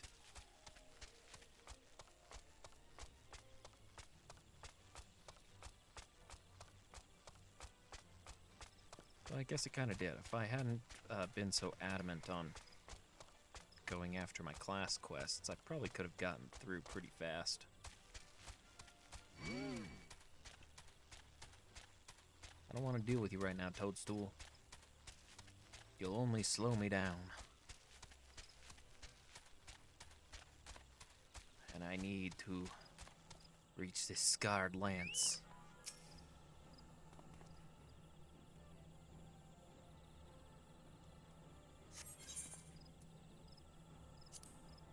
A level cap of 34. I don't think I'll have that issue.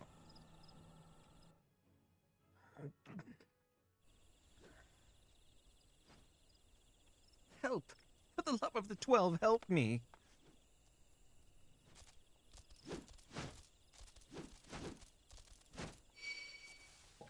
They are derpy.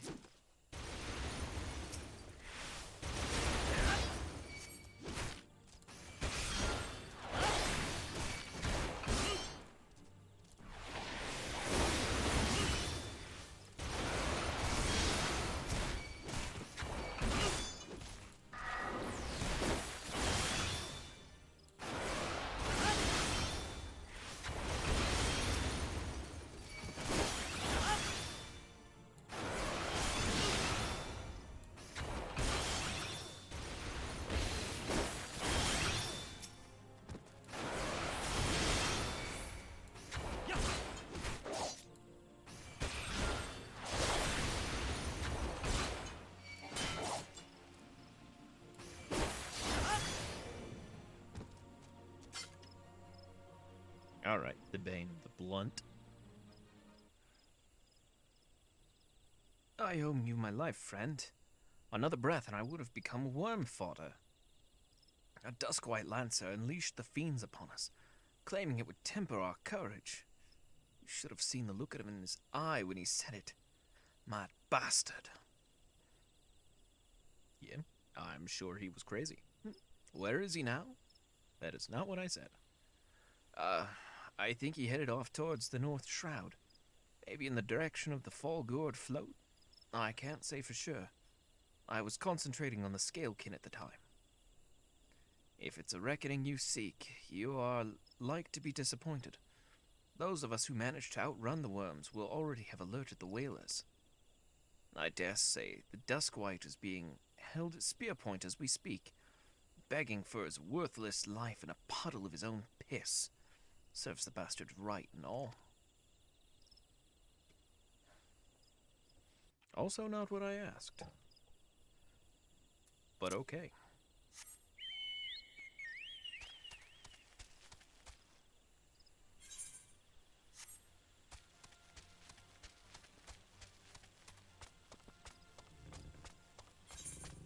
Yeah, I'm going the right way. Sorry, Spriggans. Ow.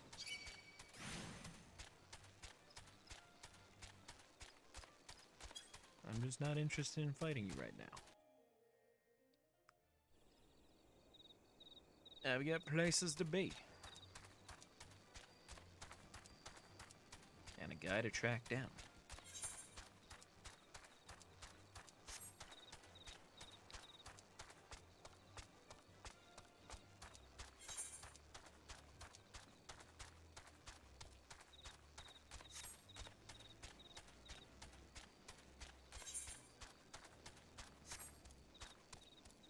Gonna need to go up.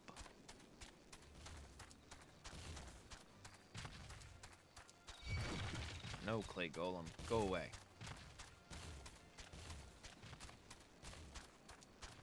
Don't want to deal with you right now.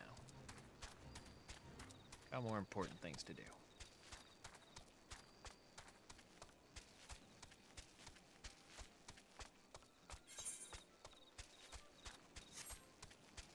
Am I even going the right way? No. Don't even know why I thought I was. Oh, I didn't even need to be up this way.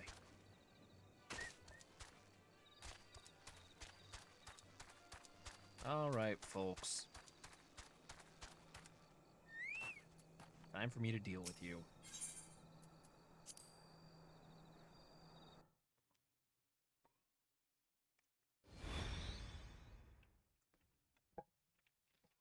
Prepare for the coming dealing.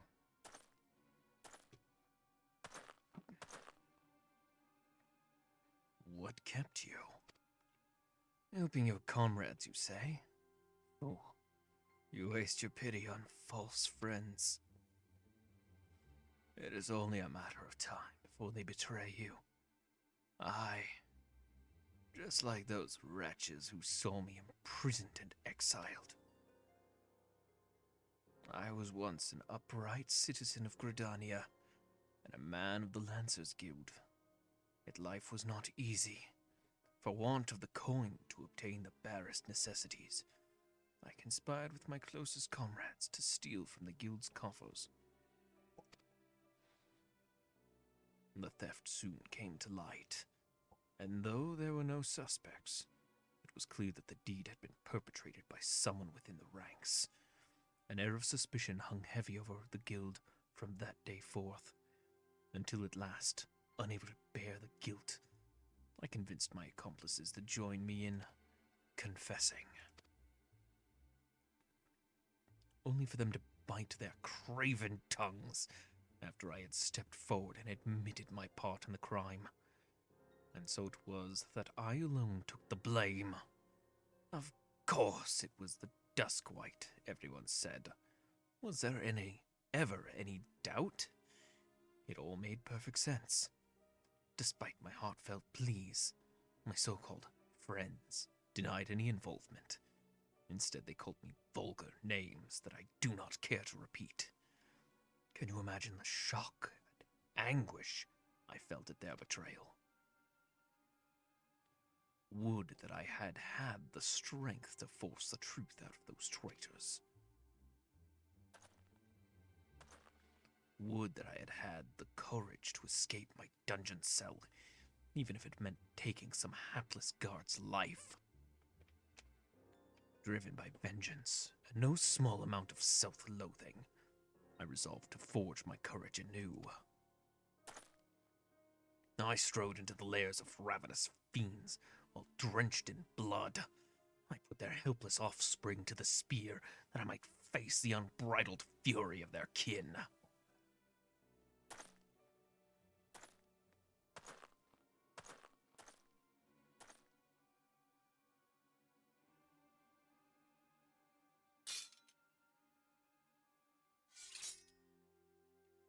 For my efforts, I have acquired the ultimate courage. A courage forged amidst danger and tempered by rage. I fear nothing. I am the greatest lancer that has ever lived. Look, dude, I hate to break it to you, but I'm pretty sure you're not.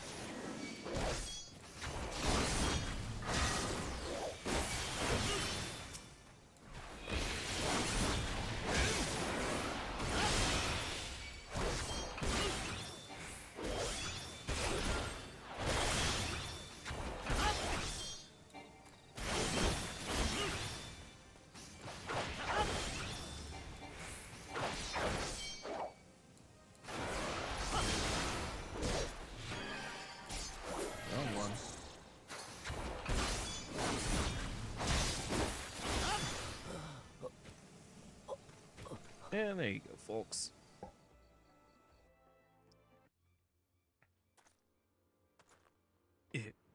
Impossible.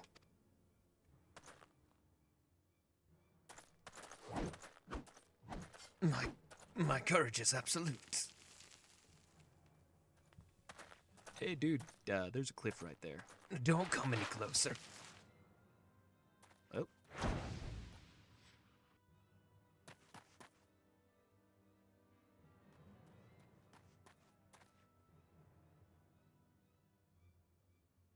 Well, I tried to warn him. But alas, he was too fearful of me and my stabby stick.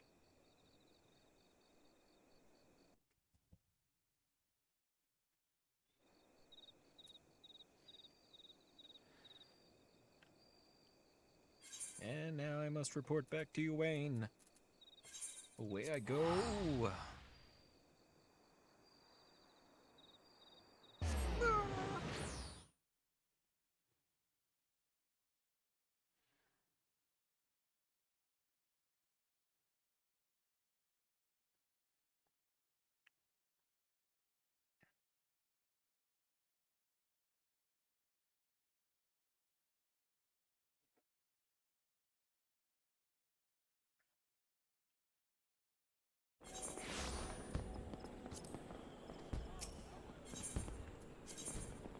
Quick before people start appearing.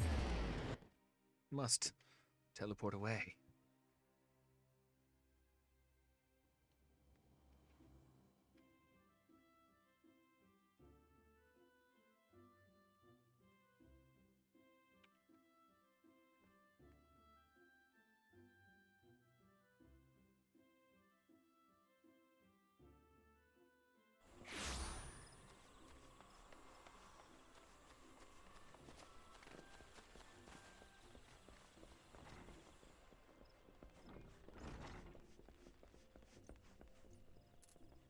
What's up, Wayne? Folks won't be a problem any longer. So folks is no more.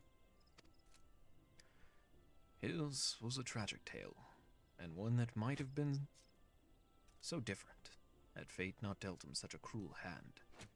He could well have commanded a place of honor within these halls. But it avails us not to dwell upon what might have been. It is enough that you are still with us, Selneco. Lest you wonder about your final trial, there will be none. I have seen all I need to see. You have proven beyond a shadow of a doubt that yours is a genuine courage. In recognition of this, I shall pass to you the secrets of the Lance Charge, one of the most potent abilities in our arsenal. You are a lancer in your own right now. There is not more I can teach you. From here onwards, it is up to you to seek out such challenges as will make you grow. Like attracts like, and the strong are drawn to strength.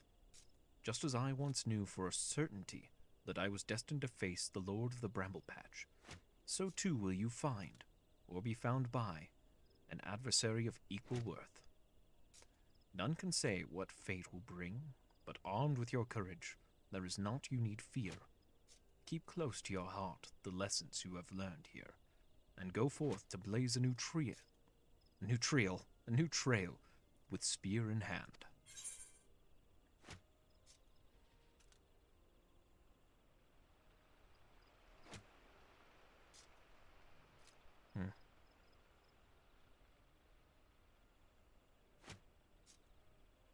I guess I should probably update my gear.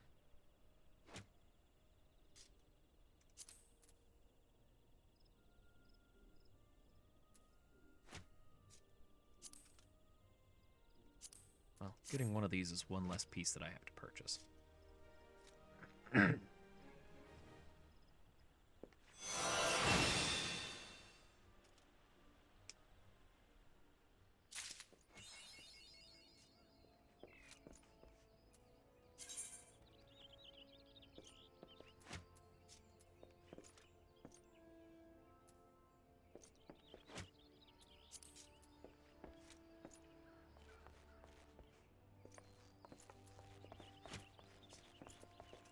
Okay.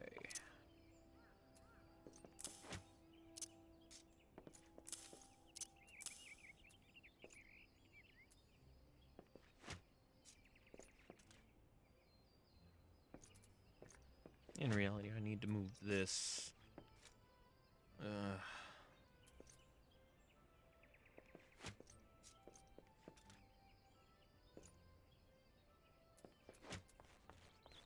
System. Keybind. Hotbar. Hotbar 1 slot 7 will be. Okay. Yeah, that's fine. 8 will be G.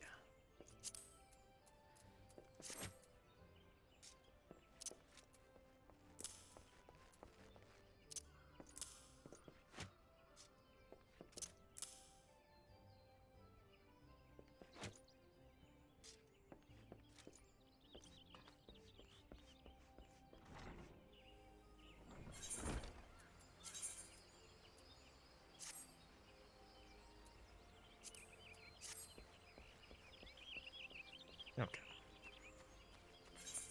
I might as well go and update my equipment now.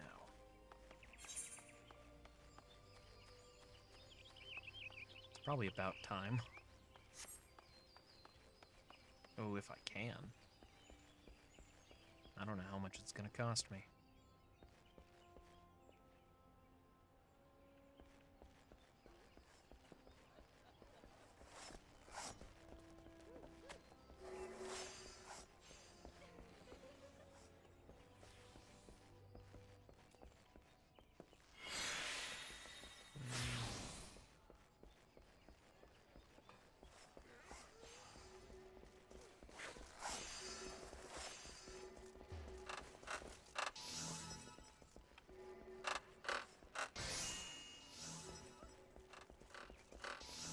There's a... Oh. Right in front of me.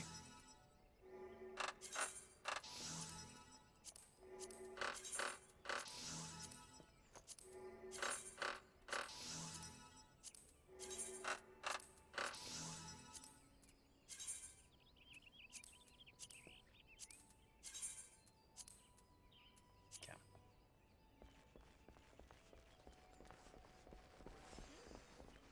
After stream, I'm gonna deal with trying to see if I can figure out how to get something onto the market board.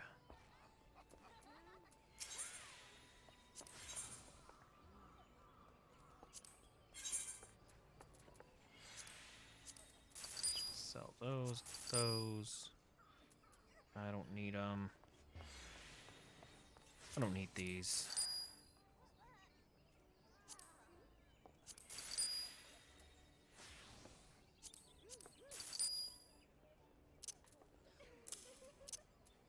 Keep the leathers.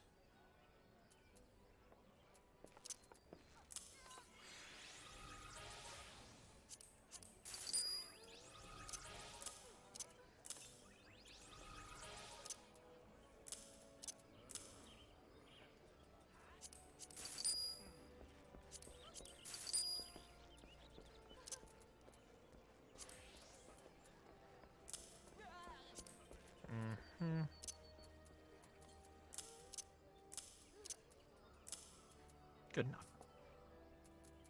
It'll do for now.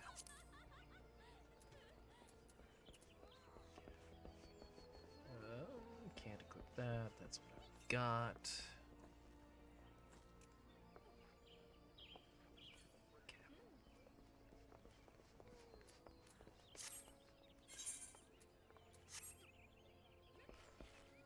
Jeweler, tailor.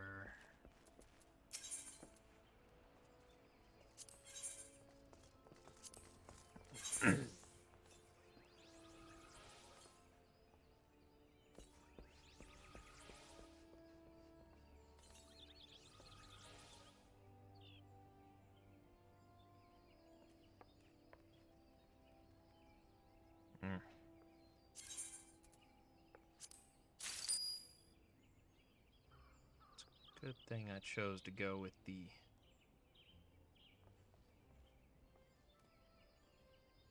equipment. This is definitely gonna cost me a pretty penny. Not even sure if I can get the last part. Yes, I can.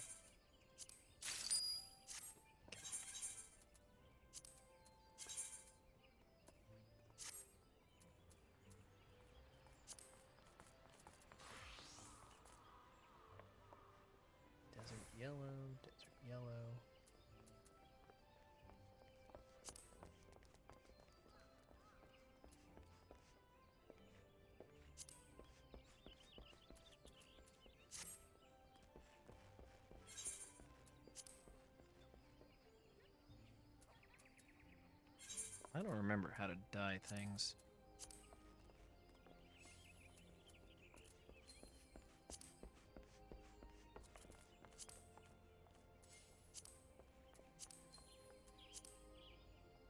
It's probably some kind of like side quest. In all honesty. So I'm not gonna bother with it, I'll figure it out later. For now... Feisty little chocobo.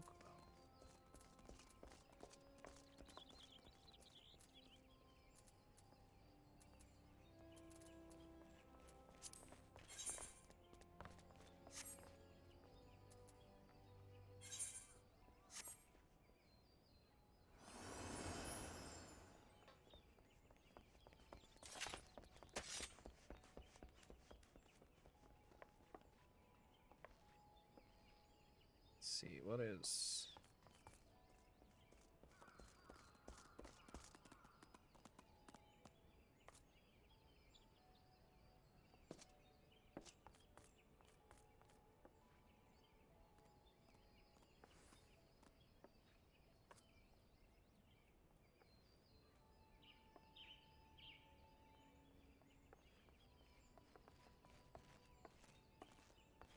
Okay.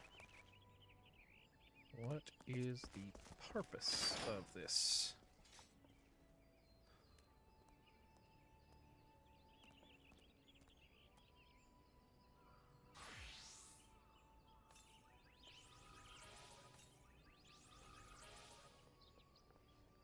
What's the point of it? Unlock access to the Chocobo Companion. Oh, okay.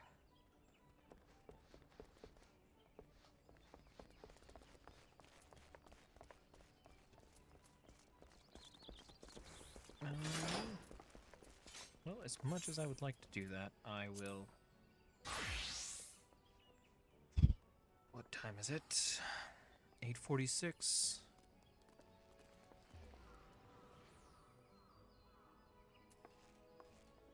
We'll do it later.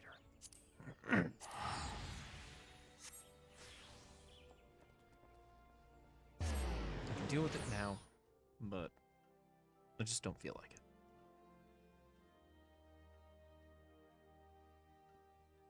So we are going to deal with it some other time. Next time, probably.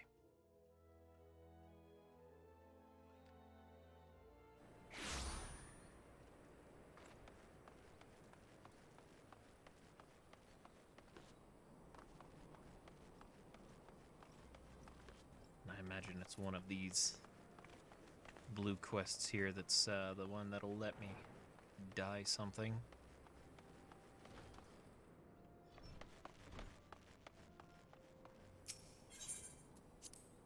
But I will deal with that later.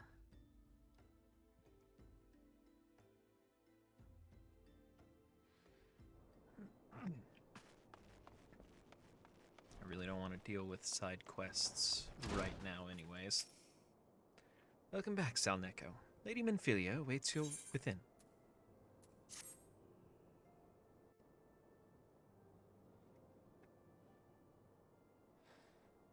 Welcome back. It seems you wasted no time putting your skills to work. How do I know? Why, the recruitment officer called to regale me with the tale of your heroics. The pride in his voice was palpable. We Scions are truly fortunate to have you with us, Salneko. Now, when last we spoke, I said that I wanted you to meet some friends, did I not? Well, I neglected to mention that you have already met. Tataru, please show them in. This way, sirs. Oh shit, what was the voice I gave these guys? Thanks again for getting us out of that mess. We owe you our lives. But I don't think we've properly introduced ourselves. I'm Biggs. And I'm... Gods, man. Spit it out, will you? Wedge, at your service. I am pleased to say that Biggs and Wedge will be staying with us for a while. Magitech-driven contraptions such as airships grow ever more vital to the city-states of Eorzea. As such, as a neutral party, it was judged that we Scions should serve as the keepers of this technology. Of course, for this we needed the knowledge of experts, and so we requested the assistance of Garland Ironworks, who very kindly sent us 2 of their finest engineers. Our happy family continues to grow. On behalf of the Scions, I bid you welcome to the Waking Sands.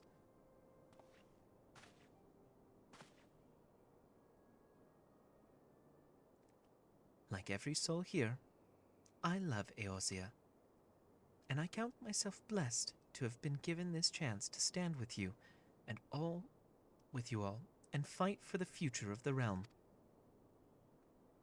Never have I known such fulfillment,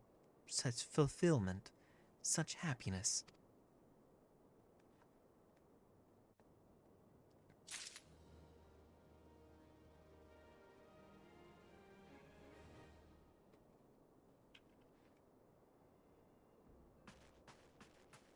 God, these colors clash so much.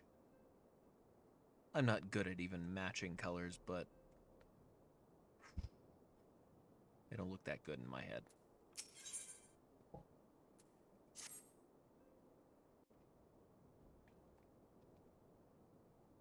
Now, having set aside the formalities, we have a favor to ask of you. Well, I mean, that's not surprising. Have the documents arrived from the students of Baldessian?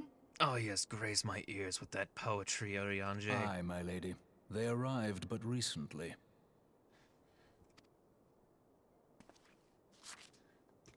We have conducted a study at the behest of the Order of the Twin Adder. Papalimo, Ida, a synopsis if you would. Give me the TLDR. Our task was to survey the behavior of the Sylphs, a beast tribe indigenous to the Twelveswood. Oh, how to describe them. They look like gisselcreens, floating ones, that worship the primal Ramu. Ahem. Though technically a beast tribe, Sylphs are blessed with a comparatively personable demeanor, conducive to peaceful communication. Offering us an invaluable opportunity to learn what the beast tribes know of the primals. While Ramu's existence is well documented, the Sylphs do not, or perhaps cannot, summon the primal any longer, insofar as can be ascertained. Until such time as we know, it would be unwise to assume that the threat posed by the primal has passed. Which leaves Gridania with the added worry of not knowing what they should be worrying about. Sounds like a Gridania problem. In that regard, they are which I realize hardly means alone. it's my problem.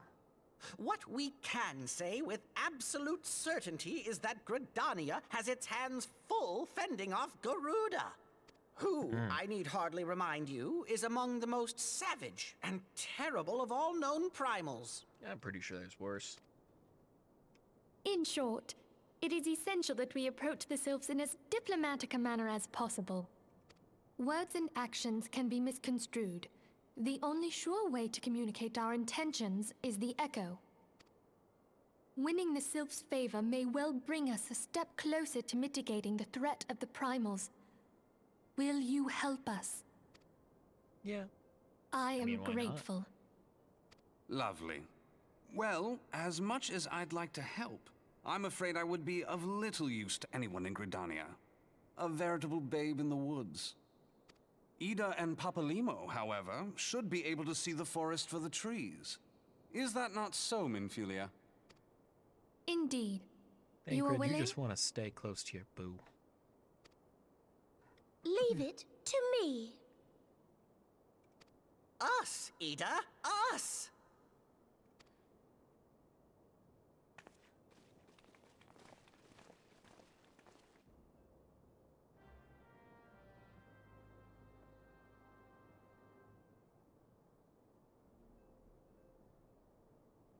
Okay, Minfilia. between you and me, why is Papa Limo here? Obviously, Ida is the smarter of the two. We could just drop him and keep her. Perfect plan.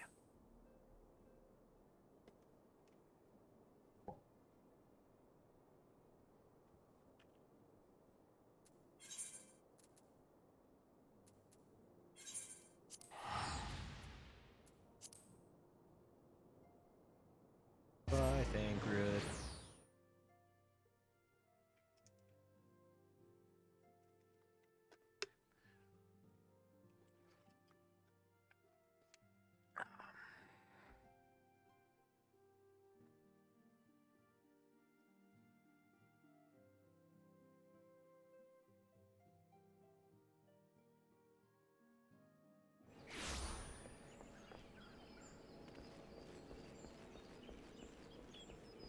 All right.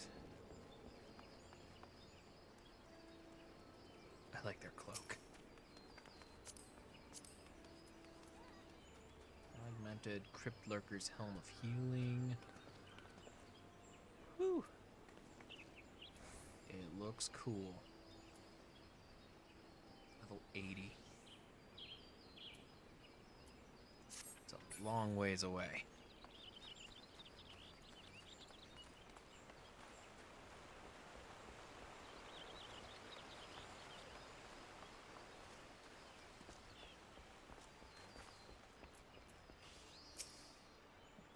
We know far too little of the Sylphs to lay any worthwhile plans. We must call upon the Scions once more if we are to... Ah, beg pardons. It is a terrible habit of mine to think aloud. But tell me, what brings you to the Adder's Nest? Look, Vorsai, I am the answer to all of your prayers.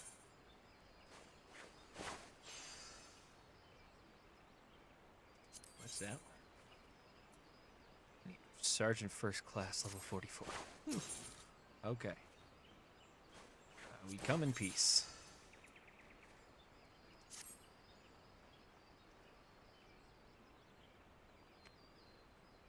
Well, if it isn't Private Salad Cakes, reporting for duty. That's the zeal I like to see from an enterprising young servant.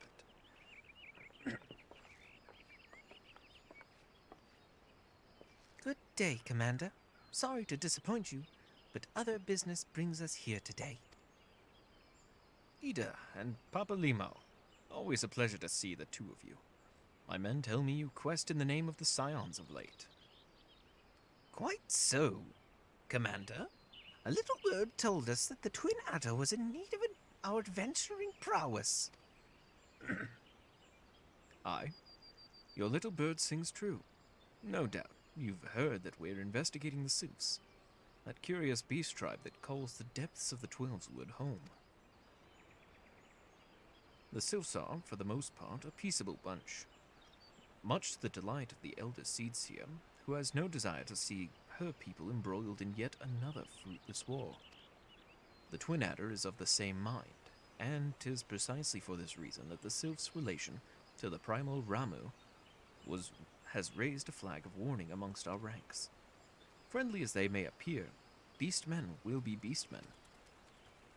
Should there be even a sliver of a chance that the summoning of a primal might disturb the balance between Gridania and the Sylphic tribes, it is a possibility we cannot ignore. Better to be safe than sorry, indeed. Do we strike at Ramu, or leave the Sylphs to their own ways? That is the question, yet I find myself lacking ample knowledge to arrive at an answer. Opinions abound within Gridania, but to listen only to one's own is among the greatest mistakes a commander can make. I would hear from the other side, the Sylphs themselves, and seek an impartial party to serve as my liaison. That is where you Scions come in. Okay. The Sylphs of Little Solace remain untempered and have held many a productive dialogue with our people. I would hear their candid thoughts on their tempered brethren. That said, I urge you to exercise due caution. Sylphic traditions and etiquette bear little resemblance to our own. It would not do to have any cross-cultural faux pas get in the way of a productive parley. En route to Little Solace, you will come upon the Hawthorne Hut. Our officer stationed there can enlighten you as to how to win the sylph's favor. May your expedition be a worthwhile one. A friendly palaver within the sylphs? This should be a pleasant enough diversion. I've already forgotten what his voice sounds like. The Hawthorne Hut was it? Why, I believe the ferry departing from West Shore Pier should take us straight there. I can just teleport there. A friendly palaver indeed. I hope this will be as straightforward as you say, Papa Limo.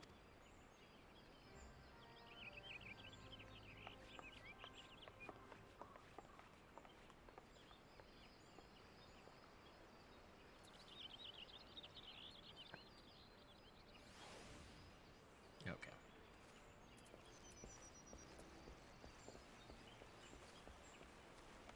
Now, I think I'm just gonna go ahead and leave continuing that on for next week. I'm gonna try and make sure that I'm not getting on except on Mondays. I mean, for the most part. I don't know. Maybe I'll change my mind one of these afternoons or something. But for the most part, I want to kind of try and keep this a Monday thing. At least 4 hours until I can reach a swing where I can add in like an extra hour or two or change things up. I don't know. But, I'm gonna take some time post-stream to see if I can figure out some other stuff. But I definitely won't be continuing the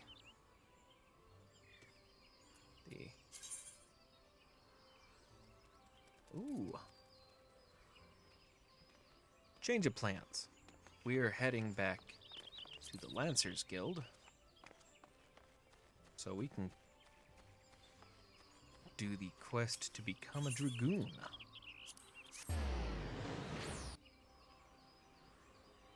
And then I'll leave for the night. That'll be my plan. Like all my plans, they change whenever I feel like. How's it going, Yuane? Ah, yes. I dare say you might just be the right man for the job. The guild has urgent need of a capable lancer for a mission beyond our nation's borders. Hear me out, if you will. I've received word from an Ishgardian friend to the effect that he requires our aid. I would have you go and provide that aid. As you may already know, due to ongoing conflict with the dragons, Ishgard has kept her gates closed to outsiders for some time. The occasional dragoon on patrol duty is about all folks see these days. In spite of her self-imposed isolation, however, the Holy See has never failed to honor her obligations to her allies. It is only fitting that we answer the call and lend what assistance we can. To this end, we offered to dispatch a contingent of wood whalers with all haste, but were politely informed that they would not be welcome, much to our initial confusion. It was later explained that we are dealing with a matter of some sensitivity, best handled by individuals who are capable and trustworthy, yet unbound by allegiance. And who fits that description, save adventurers? Secrecy being paramount, I can provide no details as to the nature of the task. All you need to know will be revealed at the rendezvous point. Should you accept the mission, take yourself to the observatorium. A knight by the name of Sir Alberic will receive you upon your arrival.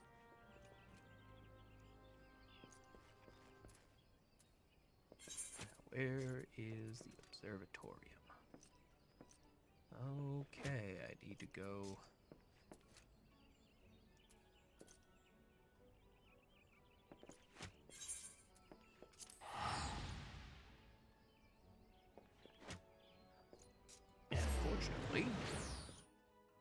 finally have my chocobo.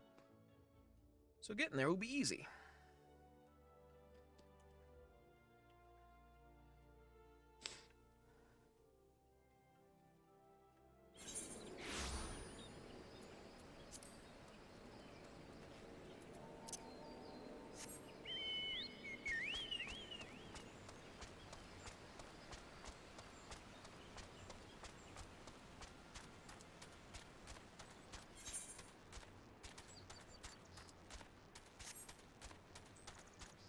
Amazing how flip-floppy I can be when I feel like it.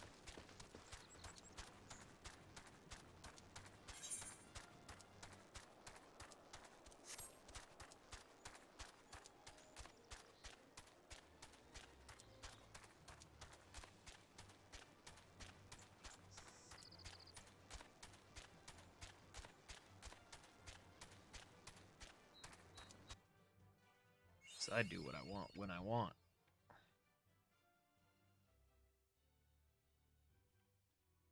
Becoming a dragoon is something I really want to do.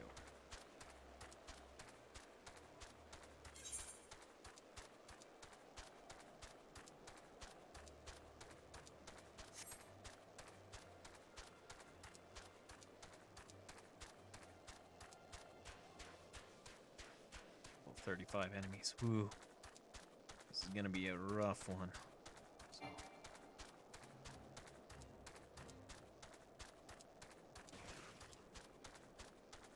That's fine. I don't need to participate in that fate. I just want to come talk to Alberic. How's it going, dude? Ah, you must be the adventurer of whom Yuane sent word. Greetings and well met. I am Sir Alberic Bale, Knight of Ishgard. The Holy See is much obliged to you for your aid. Time being of the essence, I shall proceed straight to the heart of the matter. The Eye, an Ishgardian relic of immeasurable worth, has been stolen, and we have reason to believe the culprit has come this way. So it is that we ask your assistance in its recovery. The thief has been identified as a man named Estinian, a dragoon sworn to the service of the Holy See. Aye, you heard true. The crime was perpetrated by one of our own, an individual in a position of trust and no little honor. You may be assured that a fate worse than death awaits him upon capture. My duties to the sea afford me little opportunity to travel far beyond the walls of Ishgard. I must confess to a grave ignorance of recent Gridanian affairs. I was told that a sentry by the name of Logdanrel might have knowledge of routes oft taken by Ishgardian fugitives. I would prefer to keep my identity a secret, and thus would have you gather what information you can from the man. We must act quickly, for you see, Estinian is... But I have already said too much. What matters is that we find our thief, and the Eye with all haste. When last sighted, Estinian was clad in black armor. Now go, and speak not a word of what I have told you to anyone. You know, that's pretty suspicious, dude. If I didn't trust you immediately, I would assume that you were trying to steal the Eye from this Estinian. But that can't be true. Obviously, you wouldn't be trying to do that.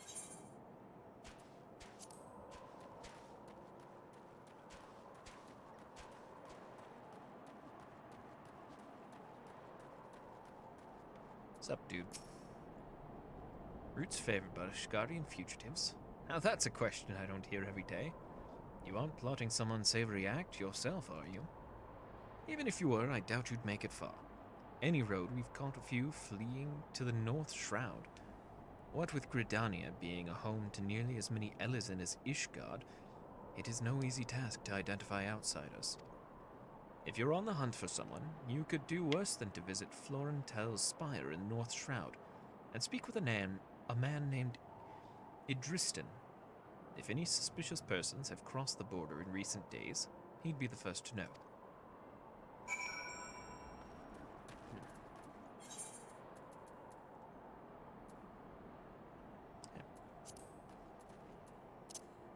I don't need to teleport. I can just walk.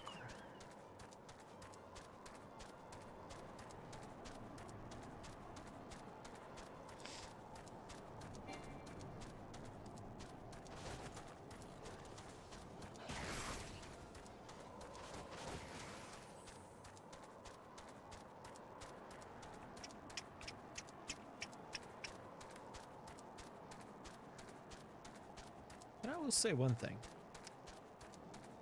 Walking isn't nearly as tedious, or traveling by foot isn't nearly as tedious in 14 as it was in 11. I played 11 for a little while. I keep mentioning this, but I did. Oh, God. It has been a great many years, but I still recall how long it would take to get anywhere.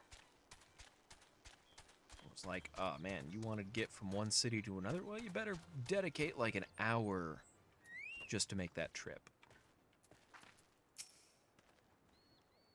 Hail, adventurer. Yes, I am the one tasked with monitoring those who would enter our lands by way of Kurthus. An Ishgardian knight clad in black armor?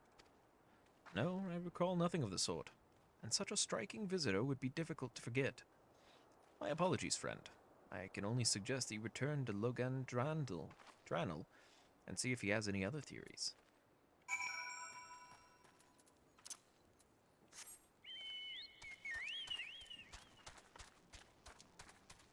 Oh man, it's gonna be one of them starting quests.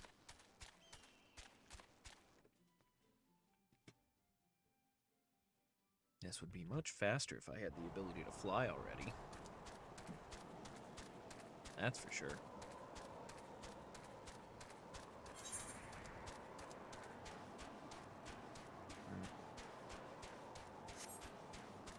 Aetheryte's too far away for me to try and get to.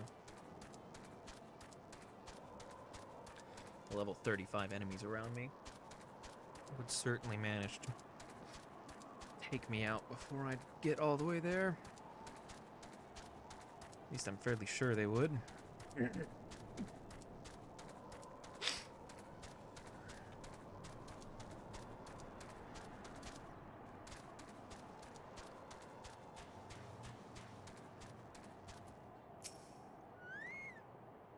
No luck, you say? Most curious. Why, it is nigh impossible that a fugitive could make it this far without being espied from Florentel's spire, which leaves the possibility that your man is still in Ishgard.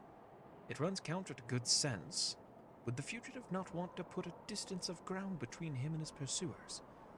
But by the process of deduction, it is a possibility. The climes of Ishgard are not kind to drifters and vagabonds. Frog and throat. Still. That said, there's been talk of a curious smoke wafting from a cave east of here at night. Were I you, I might begin my search there. You know what? That is an excellent suggestion.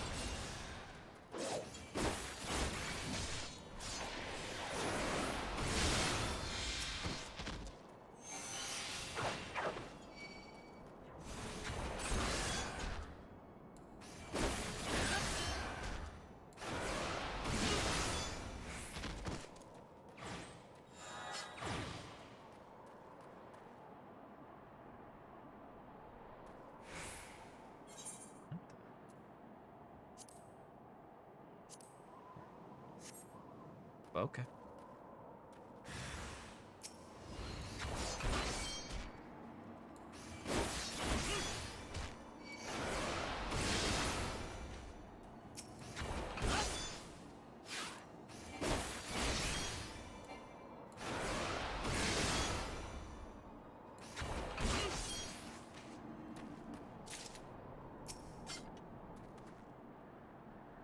It's a fire, all right.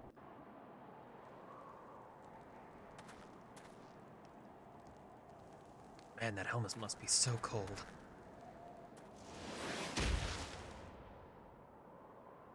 That Ishgard would resort to sending coin-starved adventurers after me. I know not whether to laugh or feel insulted.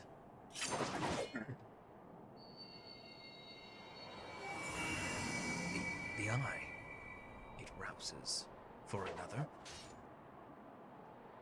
Preposterous. Our paths shall cross again. You can be sure of it.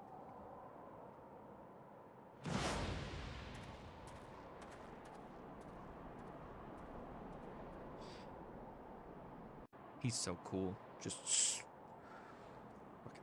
launches himself away.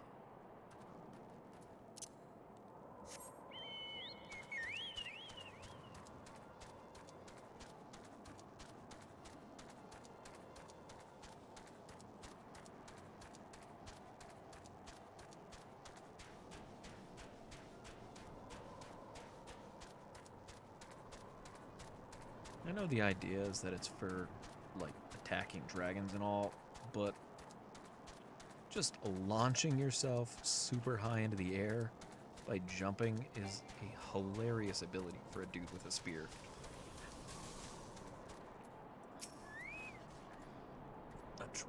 A dragoon clad in black, you say?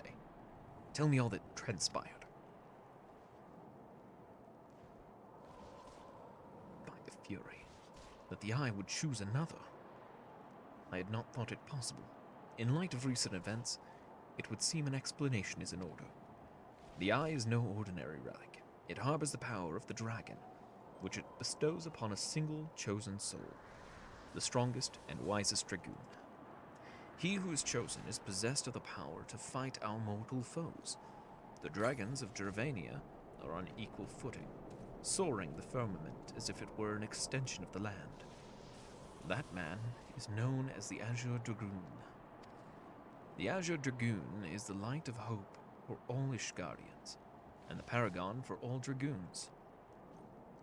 For this reason, you may imagine how it pains me to have to confess that the man you encountered, the thief, is none other than the Azure Dragoon, and that I was once his teacher. Needless to say, I acknowledge myself accountable for Estinian's misdeeds, and mean to do all in my power to find him and recover the eye. But I cannot do this alone. I require your help, Selneko. You, who have received the power of the dragon. You may labor to believe it, but there can be no mistake. The soul of the dragoon I bear glows in your presence. Irrefutable proof that you are chosen. What I can ill explain, however, is the why of it. Never before in Ishgard's long history has the eye roused to more than one individual in a single generation. But it avails us not to cudgel our brains about it. The fact of the matter is that you are now a vessel for the power of the dragoon. That power lies yet in slumber, however, and you must needs possess the means to wake it. The soul of the dragoon. I would entrust you with mine, Selneko. Like Estinian, I once ruled the skies as the Azure Dragoon, although that power has since become lost to me. It was simply by force of habit that I have hitherto kept the soul upon my person. I have no inkling as to why the eye has seen fit to choose a second, and an outsider at that. Yet one thing is clear. None can challenge the Azure Dragoon, and conceivably prevail save another Azure Dragoon. I don't know why I'm saying Dragoon so weird. You are our only hope of bringing Estinian to justice and reclaiming the eye. Of course, I do not ask that you do this unaided. I may be a dragoon no more, but what knowledge I have I shall gladly impart to you. For indeed, when the time comes that you must face the Azure Dragoon, not less than complete mastery of the power of the dragon will avail you. That a perilous road lies ahead of you, I shall not deny.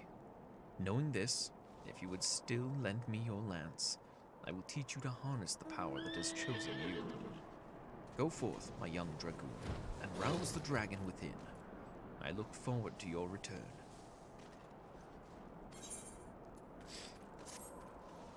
Hooray!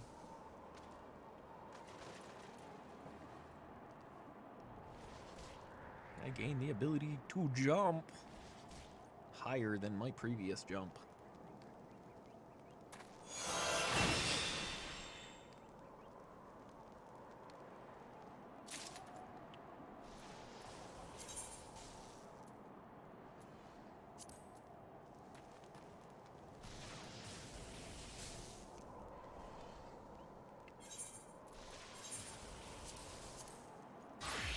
And now I am Dragoon.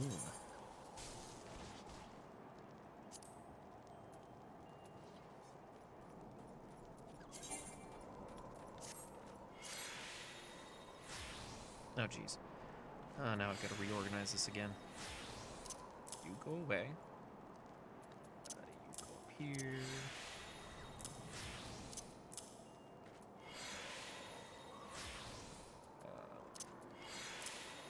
There. You go on G. You get on 4. You get back to 5. You go up to Control 1. You get back on Control 3. You get on Control 2.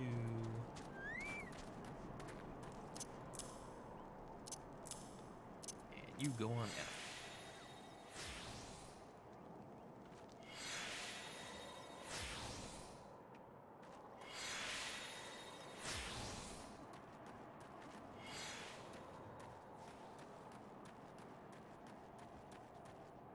Ah, yes.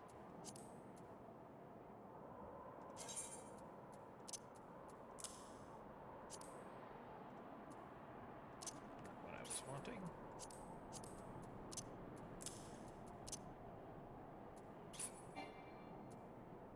Yep, can't use it.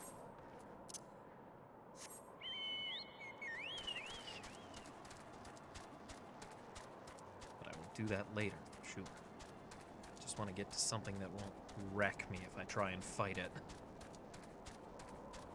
4-level difference is not something I want to test solo.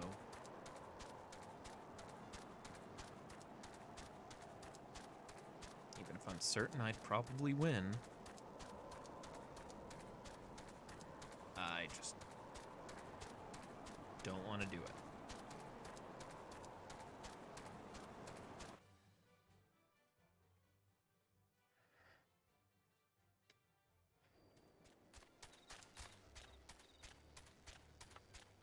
But I want to jump at something.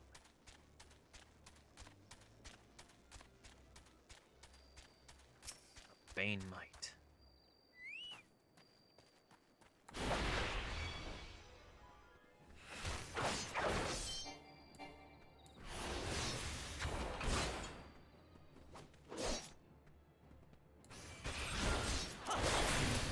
That's right.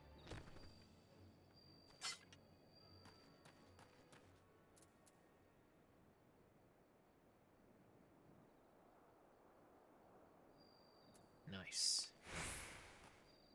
Okay.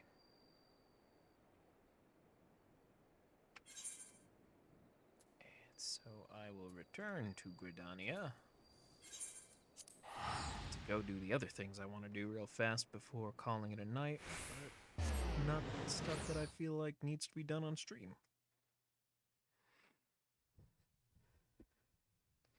So, if you've stuck with me this far, awesome. Hopefully, you've been mildly humored by me, which would be surprising, but, you know, I guess it'd be cool. Maybe I will catch you next time. And with that, I hope you have a good night. And I will see you later. Goodbye.